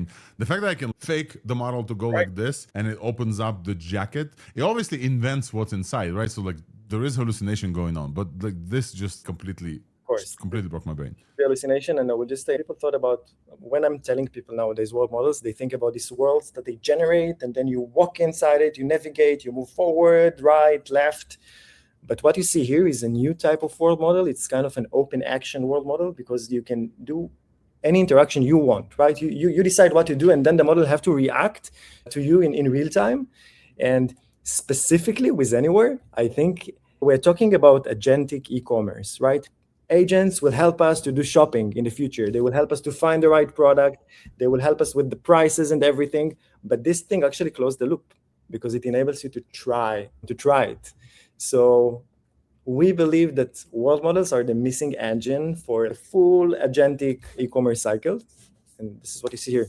And Kfir, next, when this evolves, I would love to have you back on the show and learn some more. Unfortunately, we have to move on. It's been a crazy week, but I'm very, very happy that you, first of all, came on. Shout out to this incredible thing. Folks, please do try Anywear and check, I don't know, go to a fashion website, put some stuff on you. And then what my recommendation is, Kfir, you guys have played with this as well. Turn around. Slowly turn around and see that the model kind of does a little bit of a different thing every time. It's like a dream. This is what happens in lucid dream states. When you're in a place where you don't want to be, you just turn around, you're in a different place. The model kind of works like we're dreaming, which is fascinating to me. I would love to dig in with you at some point with this as well. Sure. We see people doing crazy things with it. It's super fascinating to see how people try to stress test it. Yeah. It's really nice. But anyway, Alex, thanks for inviting. And thank you so much. Shout out to Decart, folks. Please check out Anywear. Kfir, always welcome back to the show. I consider you a friend of the show now. Thank you so much, man. All right, guys, from one real-time video model to another, I want to welcome back to the stage Blaine Brown, a friend of the pod, and we're adding also Victor from MiniMax. Hey, Victor. Hello. Nice to meet you. And Blaine, always a pleasure to have you. Always good to chat with you guys. Oh, you came in with the beautiful, powerful microphone. Always. All right, Blaine. This has been an insane week for video models. It's been a while since you've been on the show. Please tell folks, Victor, I'm going to read you in a second, okay? Blaine, please tell folks who you are, what you do, man, and it's so good to see you again. Yeah. I'm an AI tester, right? I do have a real job that I do every day, but it's also somewhat AI related. I'm a chief AI officer for a technology company, but in my free time, I just love digging in, like a lot of folks either on this show or that watch this show, to the different technologies that are out there, whether they're hosted solutions through some of the paid APIs or building actual software. And I got into AI pretty much the first year or two that I was in 2022 and 2023. It was almost all open source at that point. And so that's been a pretty special thing in my heart. And so that's why it's exciting to see what some of these new developments have been just in the last few days. So just in the last few days, let's call them out one by one. Saying the word one is really, really funny, because just today, breaking news, Alibaba Tongi Lab released WAN 3, WAN 3, which was for the longest time one of the leading open source video models. Don't have a lot of details about that, but I think they're catching up with native sound and 10-second generation. Stable Diffusion, who leads the pack. Let me maybe add Peter Gostov here, because you guys from Arena are testing video models as well. Welcome back, Peter. Stable Diffusion is a long time ago. I keep confusing them. SD, yeah. CDance 2.5 has been leading the pack for a while. We've seen 30-second generation with just unimaginable realism as well. Then Flux 3 came out from Black Forest Labs. Their first video model also came out swinging with beautiful graphics. And then MiniMax folks with H3, which is now the leading open model. Blaine, what do you use in your go-to? And then afterwards, we'll ask Peter what's the... So if you'd asked me a week ago, yeah, my answer might have been different. I think it kind of depends on what I'm doing, right? If I was, again, like a week ago, I think for the last several months, at least since like February, I think Seedance 2.0 was kind of the go-to soda model, if you will, where if you really wanted to just create some really compelling, realistic stuff, regardless of what you're doing, that was where people went, I think. And then we saw the fall of Sora 2 shortly after that, and that whole deal. But then I think it was just in the last couple weeks, you had Flux 3 drop, that you started playing around with that. And that was, I think they had their moment in the sun for like a week, and everybody was just posting all kinds of clips. And it's very impressive. It is a very impressive model. But then now I think in the last week, we've had both MiniMax and a stable, or I keep saying that too, a Seedance 2.5 drop, right? Yeah. And so I think if we took like MiniMax out of the picture and we were just looking at those other models, for the most part, those are all like hosted models, even though Flux has a history of open source and that sort of thing. It's not like they released the weights that we could actually use Flux 3 on our own machine at this point. I think that's maybe planned, but you couldn't really do that, right? And Seedance, obviously, you're not going to be running that on your own machine either. And even WAN, they've got a history of having the WAN 2.1, WAN 2.2 as being open weights, but then 2.5 came out and it wasn't. I think what 3 is supposed to be at some point, but I don't really know. I don't know if anybody does. But then, and that's all really exciting. But then you have MiniMax drops H3 that is like next gen open weights model that can do anything, and Open so that's weights, it takes the wind out of the sails. I fine think tunable, 100%. Sorry to interrupt, Blaine, but I'm just like, open weights, hostable by yourself, fine tunable. We want to say hi to Victor Ortiz from MiniMax here. Welcome, dude. Thank you so much for jumping on as well. We love when the folks who are building the technologies, as you saw with Kfir before, is joining, and we love when creators like Blaine are joining as well, because like I think combination, Blaine can tell about the experience, Peter can tell you about like what folks are experiencing on Arena. Victor, you can tell us about what is so special and how can folks run this in more performance. So welcome, Victor. Please tell us about MiniMax, like with 1 or 2 sentences. It's been a while since Oliver has been on the show, and that was in the LLM like research. This is like completely different part of MiniMax, right? Yeah. First, thank you so much for having me. A bit about myself for people who don't know. Currently, I work on the GTM engineering and a bit of the developer relations side for MiniMax. So helping advocate for their products as well as their models. And, this is exactly what I'm here for. Really just an opportunity to talk to people such as yourselves and the audience that we have today about what makes our model so special. And H3 really came in with quite a splash. It honestly was trending on Twitter for a number of days. Typically for model releases, I'm always seeing other models on my feed, but H3 was the only one front and center. I'm sure a lot of the audience might have experienced as well on Twitter recently. But what is H3 specifically? It's the first ever open weight, state-of-the-art Omni video generation model with a 33 billion parameter open weight transformer architecture that can run specifically with the recommend, especially on Hugging Face or with SGLang. Especially on NVIDIA GPUs. And as you currently have on the screen right now, we did just receive the results from Design Arena and state-of-the-art, not only in open weight, but just in the video generation frontier. Particularly, I want to point out the video editing because of our Omni context representation with all the different modalities, as well as understanding like how each modality references one another. The video editing capabilities itself of H3 is top of the line. I'd say the best right now. Blaine, any chance I can tap you to show us a few of your favorite examples? Because usually when you come here, you have a stack of things that blew up here or there, etc. With MiniMax H3, if you have some, if not, let me track some down. I think there's definitely some crazy examples. I think all of Twitter or all of X was lit up with people remaking episodes of The Office for some reason. Yes, I do want to talk about this, Victor, and obviously like this has been maybe one of the reasons why Seedance blew up early on a while ago, because people were just like recreating Hollywood, and then there was a whole thing with not releasing in the US with the restriction of like, hey, copyrighted material, etc. I don't want to put you on the hot seat, but why do you think most of the folks are trying kind of like things that we saw already, maybe a part of the model training, versus like novel and like beautiful video generation? What is it that draws people to like show those examples in the open source, and how does it affect the open source strategy as well? Would love to hear. Yeah. Personally, I would imagine just the shock value for that. Twitter is always a platform for engagement, so people want to see something really novel and really seen yet, and IP related things, especially with models, are heavily restricted on the MiniMax, and they are as well. I think the issue, thanks for bringing that up, can we use it in America? Yes, you can.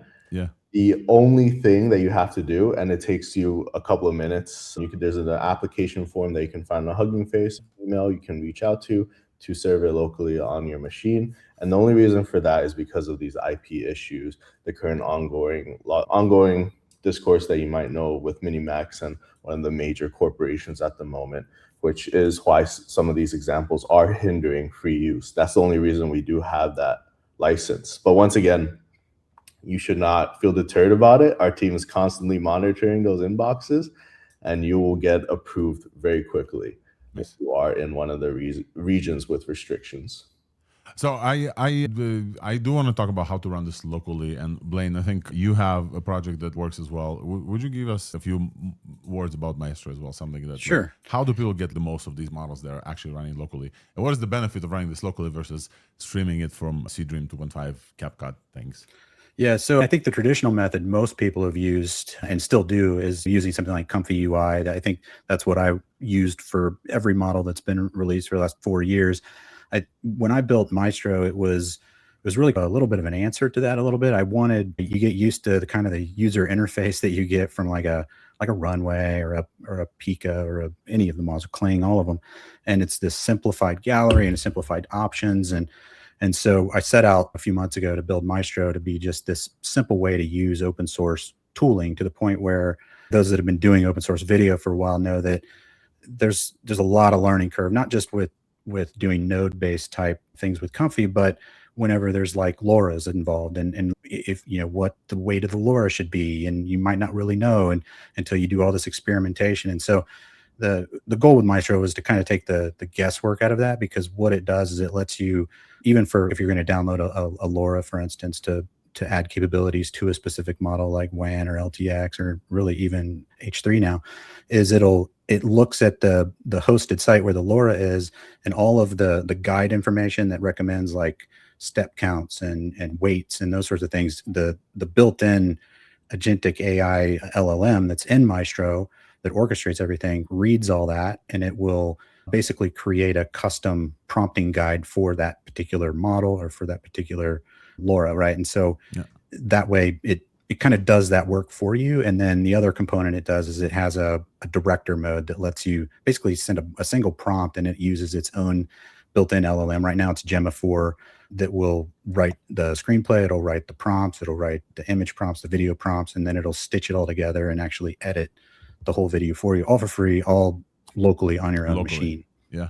I found it incredible. Shout out for working on open source. This is very important. I want to clarify for folks who are listening for the first time, Blaine, since we had you, there's a bunch of folks. We used to be very focused on video models. You mentioned a few concepts there. LoRa is standing for low rank adaptation, is a way to customize the model. Victor, would love to hear from you how you think about when you guys release open source, whether the community will pick up some other stuff, right? IP and different things, or different restrictions, non-restrictions. Civit AI is, I think, the biggest library of low rank adaptation, or LoRas, for different models, image models, and video models. Maestro allows you to load them in addition to the video, trained on styles, trained on different, some people, that's why they like open models, because they train their own LoRas on copyrighted material so that the company doesn't have to, right?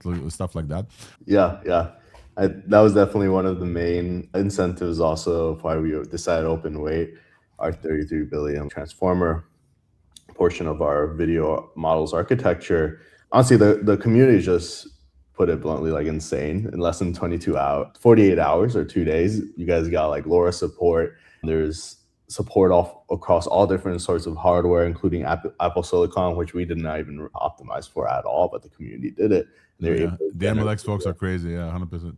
Yeah. Also quantized version from Comfy UI, all the other different quantizations that you're able to get from the community to run it on different sorts of hardware. And that was why we wanted to release the model, because without the community, we wouldn't get all these optimizations, all these different ways that we can see with running our model specifically. And honestly, it's been really incredible and really matches and is exact. And why we do it is because intelligence with everyone. What we want to see is having this frontier capabilities in everyone's hands for them to create as much as they can. And going back to OpenWay, I do want to also point out one thing about hosting it locally. We have two parts of our architecture. If you're using our cloud hosted API that you can access, they're both the context IR API as well as the regenerate API. And what's useful about these is for the context IR is it uses different models to optimize all of your different references and all of your different modalities specifically for your local H3 instance. And also the regenerate is so you can take that 768 quality video and generate into a 2K quality. Also using, it's not even just an upscaler. It actually is it's another model in the back end that uses all the references to make sure the 2K quality is as best as it can be. So I highly suggest everyone who's deploying it locally at the moment to check out these APIs, which are all available on our website. Thanks, Victor. And if you send me those links, we'll add them to the show notes. Blaine, I see you smiling once I presented this video. I think this is from Justine Moore, I believe. Yes, Justine Moore from A60. She's incredible testing these models. If you guys remember the Will Smith spaghetti video model benchmark that's been completely obsoleted by anyone in the industry in 2026. This is Will Smith acting as, was this from Blade Runner, right? It's Will Smith's face instead of Ana de Armas inside Blade Runner. And he's talking to the spaghetti person. This they took this benchmark to an insane level. Blaine, one last question for you. We're running to the next interview. Character consistency is one of the big issues with these models usually, right? These models now can generate, and MiniMax handles this beautifully. What are your current tips for character consistency? Is that because they're omni-reference and you can add a bunch of images? That's a huge positive that came out of the H3 models. They have their start and end frame version, but then the open weights, they also have the omni reference version, which allows you just to load it with some character images, character voices. You can drive it with if you upload audio, you can stipulate that it's a voice or it's music to drive the video. You can actually upload videos and have it edit that video. You mentioned the ability to edit it.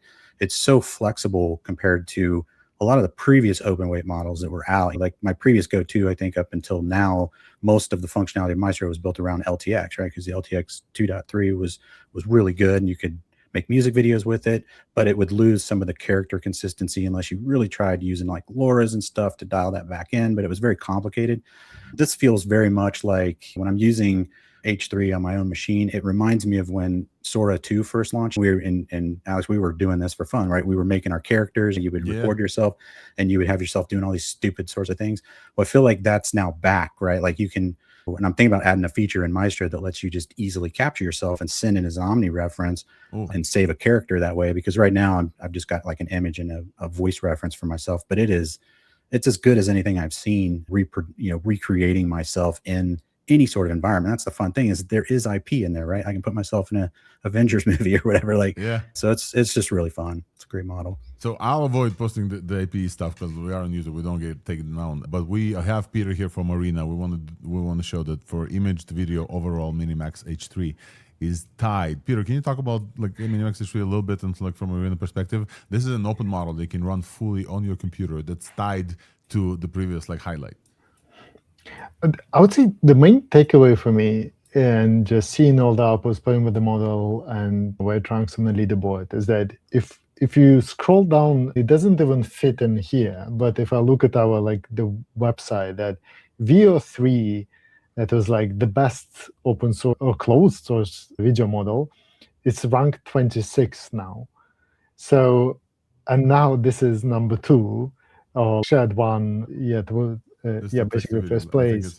It's a video tab on top, and what this just shows the amount of improvement there's been. And you remember reaction to VO3, right? This is oh my gosh, amazing, like video is solved. And then since then, we had so much improvement, which is just completely unbelievable. So yeah, amazing. Just the fact that I feel like the progress has been massively underrated, because it's the changes we've seen in the fidelity and the quality and the sound is just unbelievable. So yeah, there's just, well done. I want to say, like, it's one of those things, if you look at the Will Smith eating spaghetti like videos when it's like all wonky, whatever, it's like very clear that this is bullshit.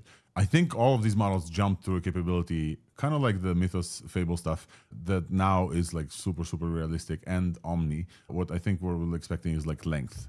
These models like 15 to maximum 30 seconds. We want like minutes. Victor Sue Ortiz from MiniMax, Blaine Brown from Blizzane at Blizzane. Thank you so much for joining. Folks, please do check out Blaine's work and Maestro, and check out MiniMax H3. It's open weights. We really, really appreciate this. Victor, we have a thing on the show. When open weights are released, we have a sound here. Thank you guys for open weighting the models. We expect more. We really appreciate it. Thank you guys for joining. And very quickly, we're jumping to the next segment. Although we're over like 2 hours in the show, I want to welcome David Crawshaw to the stage. Thanks, Alex. Appreciate it. It's great to be here. Yeah. I am co-founder of exe.dev, and before that, co-founder of Tailscale. exe.dev is a new cloud designed for all of the new small software we're building, and it's designed for the people driving it and for their agents. Maybe could I ask you one sentence on Tailscale, 1-2 sentences, how that's been confounding that, and then we'll talk about exe.dev for folks who have no idea what Tailscale is. Yeah, I'm the co-founder CTO of Tailscale. We started it back in 2019. It is a new VPN. It's an overlay network. You can connect any of your devices together, so they get private IP addresses they can use to communicate. That's the whole product. But you'd be amazed what you can do with that. It turns out it's really good being able to connect your computers together. And exe.dev, please tell us, why did you choose to co-found another company? Is that like... Why start another company? That's one of those questions that I genuinely don't have an answer to. I make up something slightly different every time someone asks me. It's just the thing. It's the thing I want to be doing. It's the thing that makes me feel useful. Yeah. What else would I be doing? There's a lot of problems to be solved, and companies are a good mechanism to solve them. So tell us about the exe.dev. You founded this company. I find it incredible, and I used it. But how do you position it? What is it, and how do people use it? Yeah, it's fundamentally a new cloud. And it's a cloud very much designed for putting your agents to work. And so an agent can, in theory, figure anything out. But you also don't want to give your agent your AWS API key where you keep all your production infrastructure.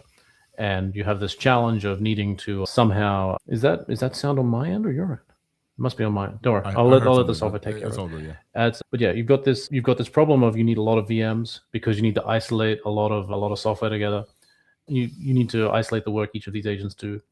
And the previous clouds, the existing clouds that we had before exe.dev, they all charged you some amount of money per VM. And so VMs are these scarce resources. You tried to figure out how to run lots of programs at once on each VM. It was a unpleasant thing. Instead, you just want to start a lot of them. And so we built a platform for that. And then we realized there are a lot of other things agents need that clouds don't do. And so we've been building to that since then. Folks, when you ssh.exe.dev, or you just go to the website and log in, there's a button called Shelly, which is basically you guys at Harness would love to hear from you, like how that works. You basically tell it, I want this. And then you sit there, and then at the end of the process, whatever it is installed. That's how the supercomputer was installed OpenClaw for all my friends. I opened them a VM in ssh.exe.dev, entered into Shelly, and said, install OpenClaw. And that's it. That's all I did. And it just provisions all of it. Kudos. Tell us more about Shelly and your excitement about that, and then we'll ask Wolfram and Nistan let you ask questions as well. Tell us about Shelly. Yeah, Shelly, like you said, it's an agent. I think agent harness is a term of art these days, and at the heart of it, it's really you can use it to write software just like you can use Codex or Claude. And when we started exe.dev, it wasn't the first thing we wanted. It wasn't the big problem we wanted to solve because we assumed most people would sign up and use Codex or Claude. The real challenge was you needed a box to put those things in. And that's what we set out to do. But as part of doing that ourselves, we would run into the situation where, we built a little web app for exe.dev on top of the SSH API. It's really easy to start a VM on my phone. Wow, it'd be great if I could actually do more for my phone. Why can't I get this? Why can't I install OpenClaw on the VM for my phone? And so we just ran right into the limit of, actually the terminal is not a great user interface for agents for a lot of problems. Obviously, I have 3 terminals open on my window. I use them a lot. There's nothing wrong with them, but it's just not the solution to every problem. And we said we really want an agent in our browser as well, and there really wasn't an obvious choice at the time, so we built one.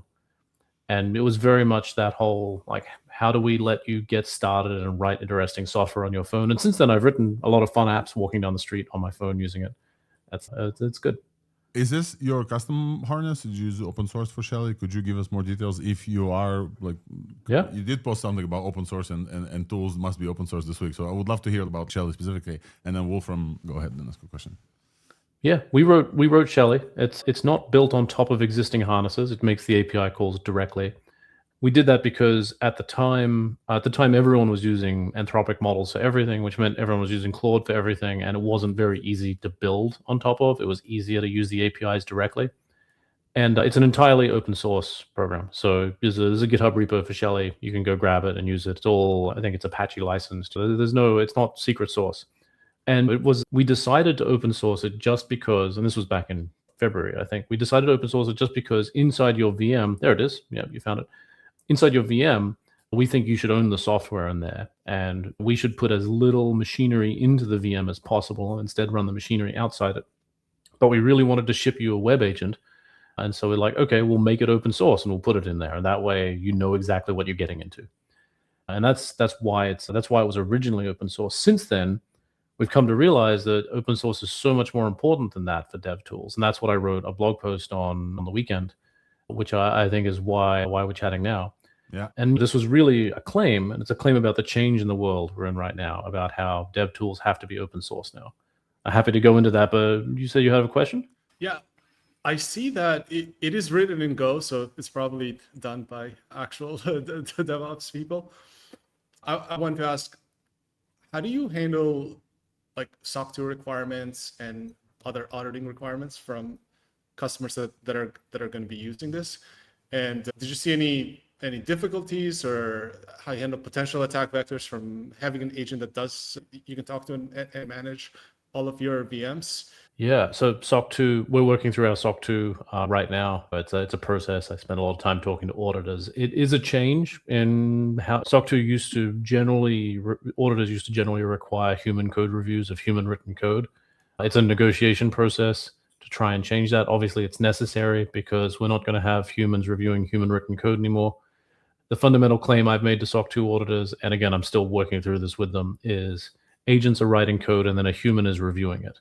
And yes, it's usually the human who actually prompted the agent in the first place, but that's okay. Like there's still a fundamental separation of concerns there. There's still a human who looks at it before it goes into production, who is different from how it was written. And so the fundamental value is still there. And I'm hoping that becomes a generally accepted industry norm, because the traditional code review is not something that works anymore. Like it's not practical. It slows you down too much. To your second question, you asked about like the structure of how like we arrange Shelly and exe.dev and all the rest. The default setup on exe.dev is when you make a VM, it's isolated from all of your other ones. And so there's no way for it to reach outside the VM and affect your account. And so when Shelly is working, the most it can do is suggest you go to exe.dev and change an integration setting to give it access to a GitHub repo or to give it access to something.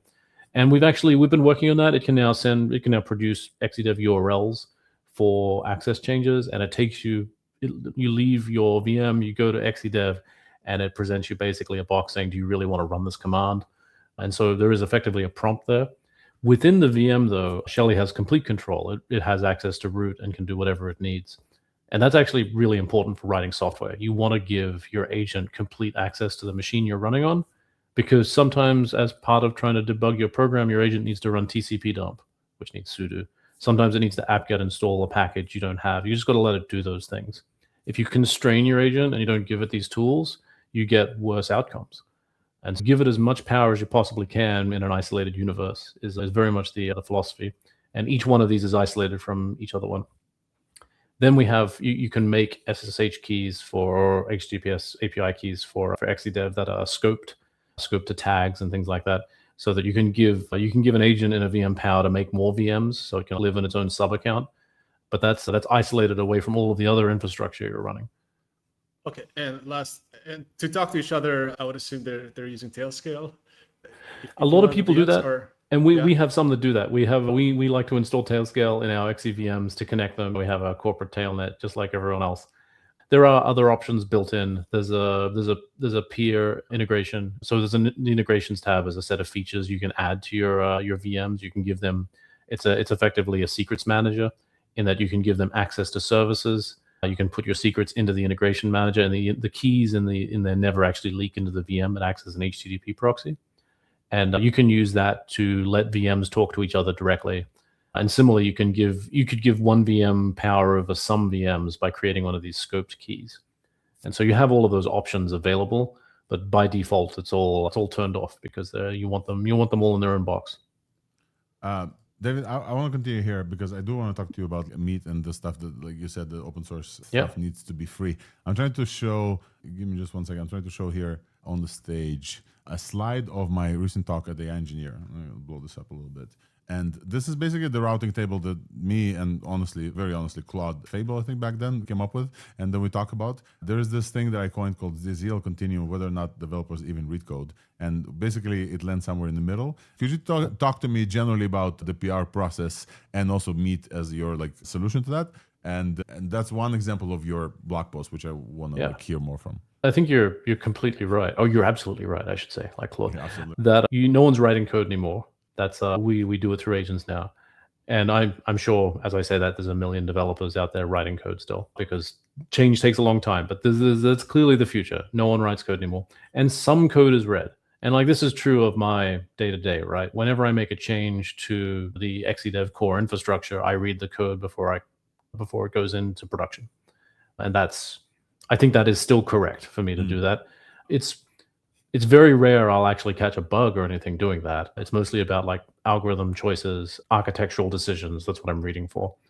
And so some fraction of code is read. Obviously, if I'm building small programs on exe.dev, I don't read the code at all. I just build it, and the program works. I'm good. Yeah. But for those programs I read, what I've noticed is over the last few months, what I am looking for in the code has changed a lot as the models improve.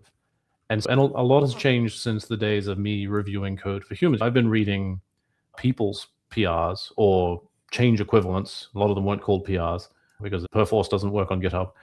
Those changes, the classic thing you look for is style. You're trying to match style. You're looking for obvious error handling mistakes, the sorts of things the mistakes that are just so easy for us as individuals to make. You as a reviewer, you help the person you're reviewing. And continuous things as humans. We just meet people. Yes. Yeah, that's right. What I've realized in the last few months is the code I'm reviewing from agents, they're far more diligent than humans are at these details. They make big obvious mistakes still. They're still fallible. We're not dealing with something perfect yet, which is why we read the code, especially around architecture. They make all sorts of silly decisions. But so do I. I sympathize with them.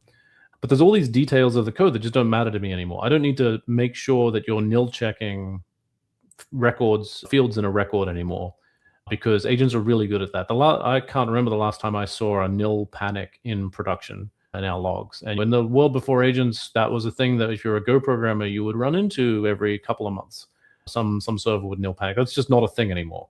And it's not a thing because we got much better at code review. It's a thing because agents are much more diligent about these details. But if agents are really diligent about these details, then I don't need to read for them. And they're eating up some of the time I have for reading code every day. And that's really important to me, because the current limit on my ability to ship code is how much code can I read in a day.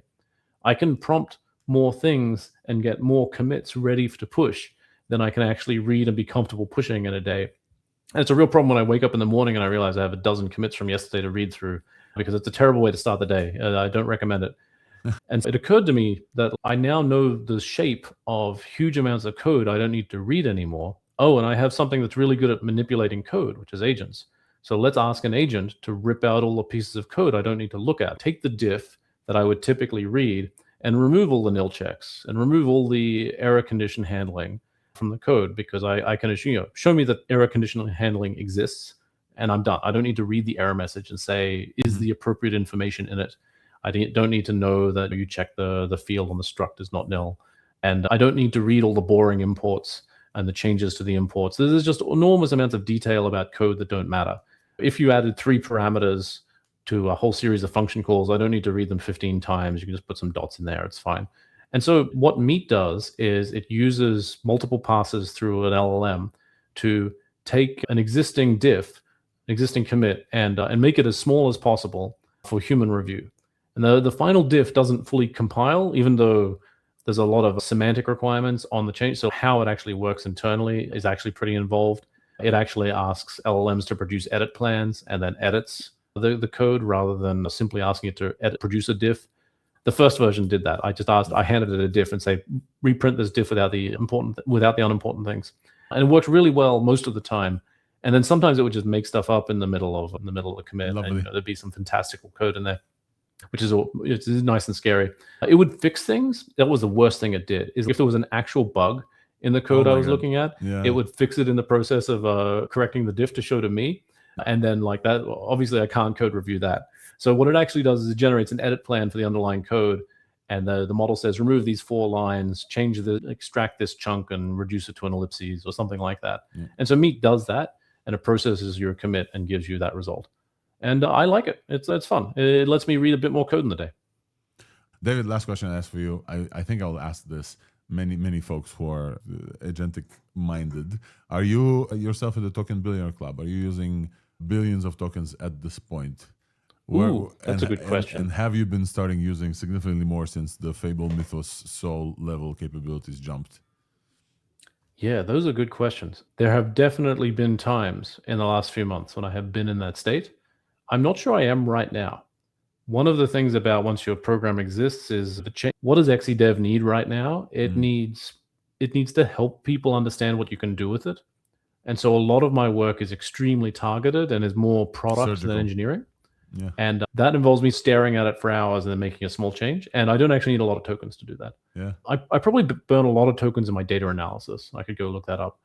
I don't track, honestly. I do have some, I guess, loop engineering style things that use a bunch of tokens. And I only realized yesterday that I had like a deflake thing that was using like $100 every night worth of Fable tokens. Wow. I moved it over to Sol. It's a lot cheaper. It works just as well. It's fine. So, it sneaks up on you. You can spend a lot of money without even realizing it. Yeah. But yeah, I think right now I'm being very targeted in my work. But I'm very happy to spend on tokens, right? I'm not going to try to optimize any of that. I'm optimizing for productivity. Yeah. So David Crawshaw from exe.dev, thank you so much for joining and telling us behind the scenes. I will send folks to your DevTools Must Be Open Source essay, which I completely agree with. In personalized software, something we truly believe here. I completely agree with you. The future. It is absolutely the future, and you guys are heralding as well. Like, folks, please follow David on socials. We agree with his positions, and thank you so much for exe.dev. And with that, I think we're at the end of the show. Thank you so much, Wolfram, Niston, Peter joined us, LDJ and Jan were here before. If you missed any part of the show, go to ThursdAI.news. We'll see you here again next week. Bye-bye, everyone.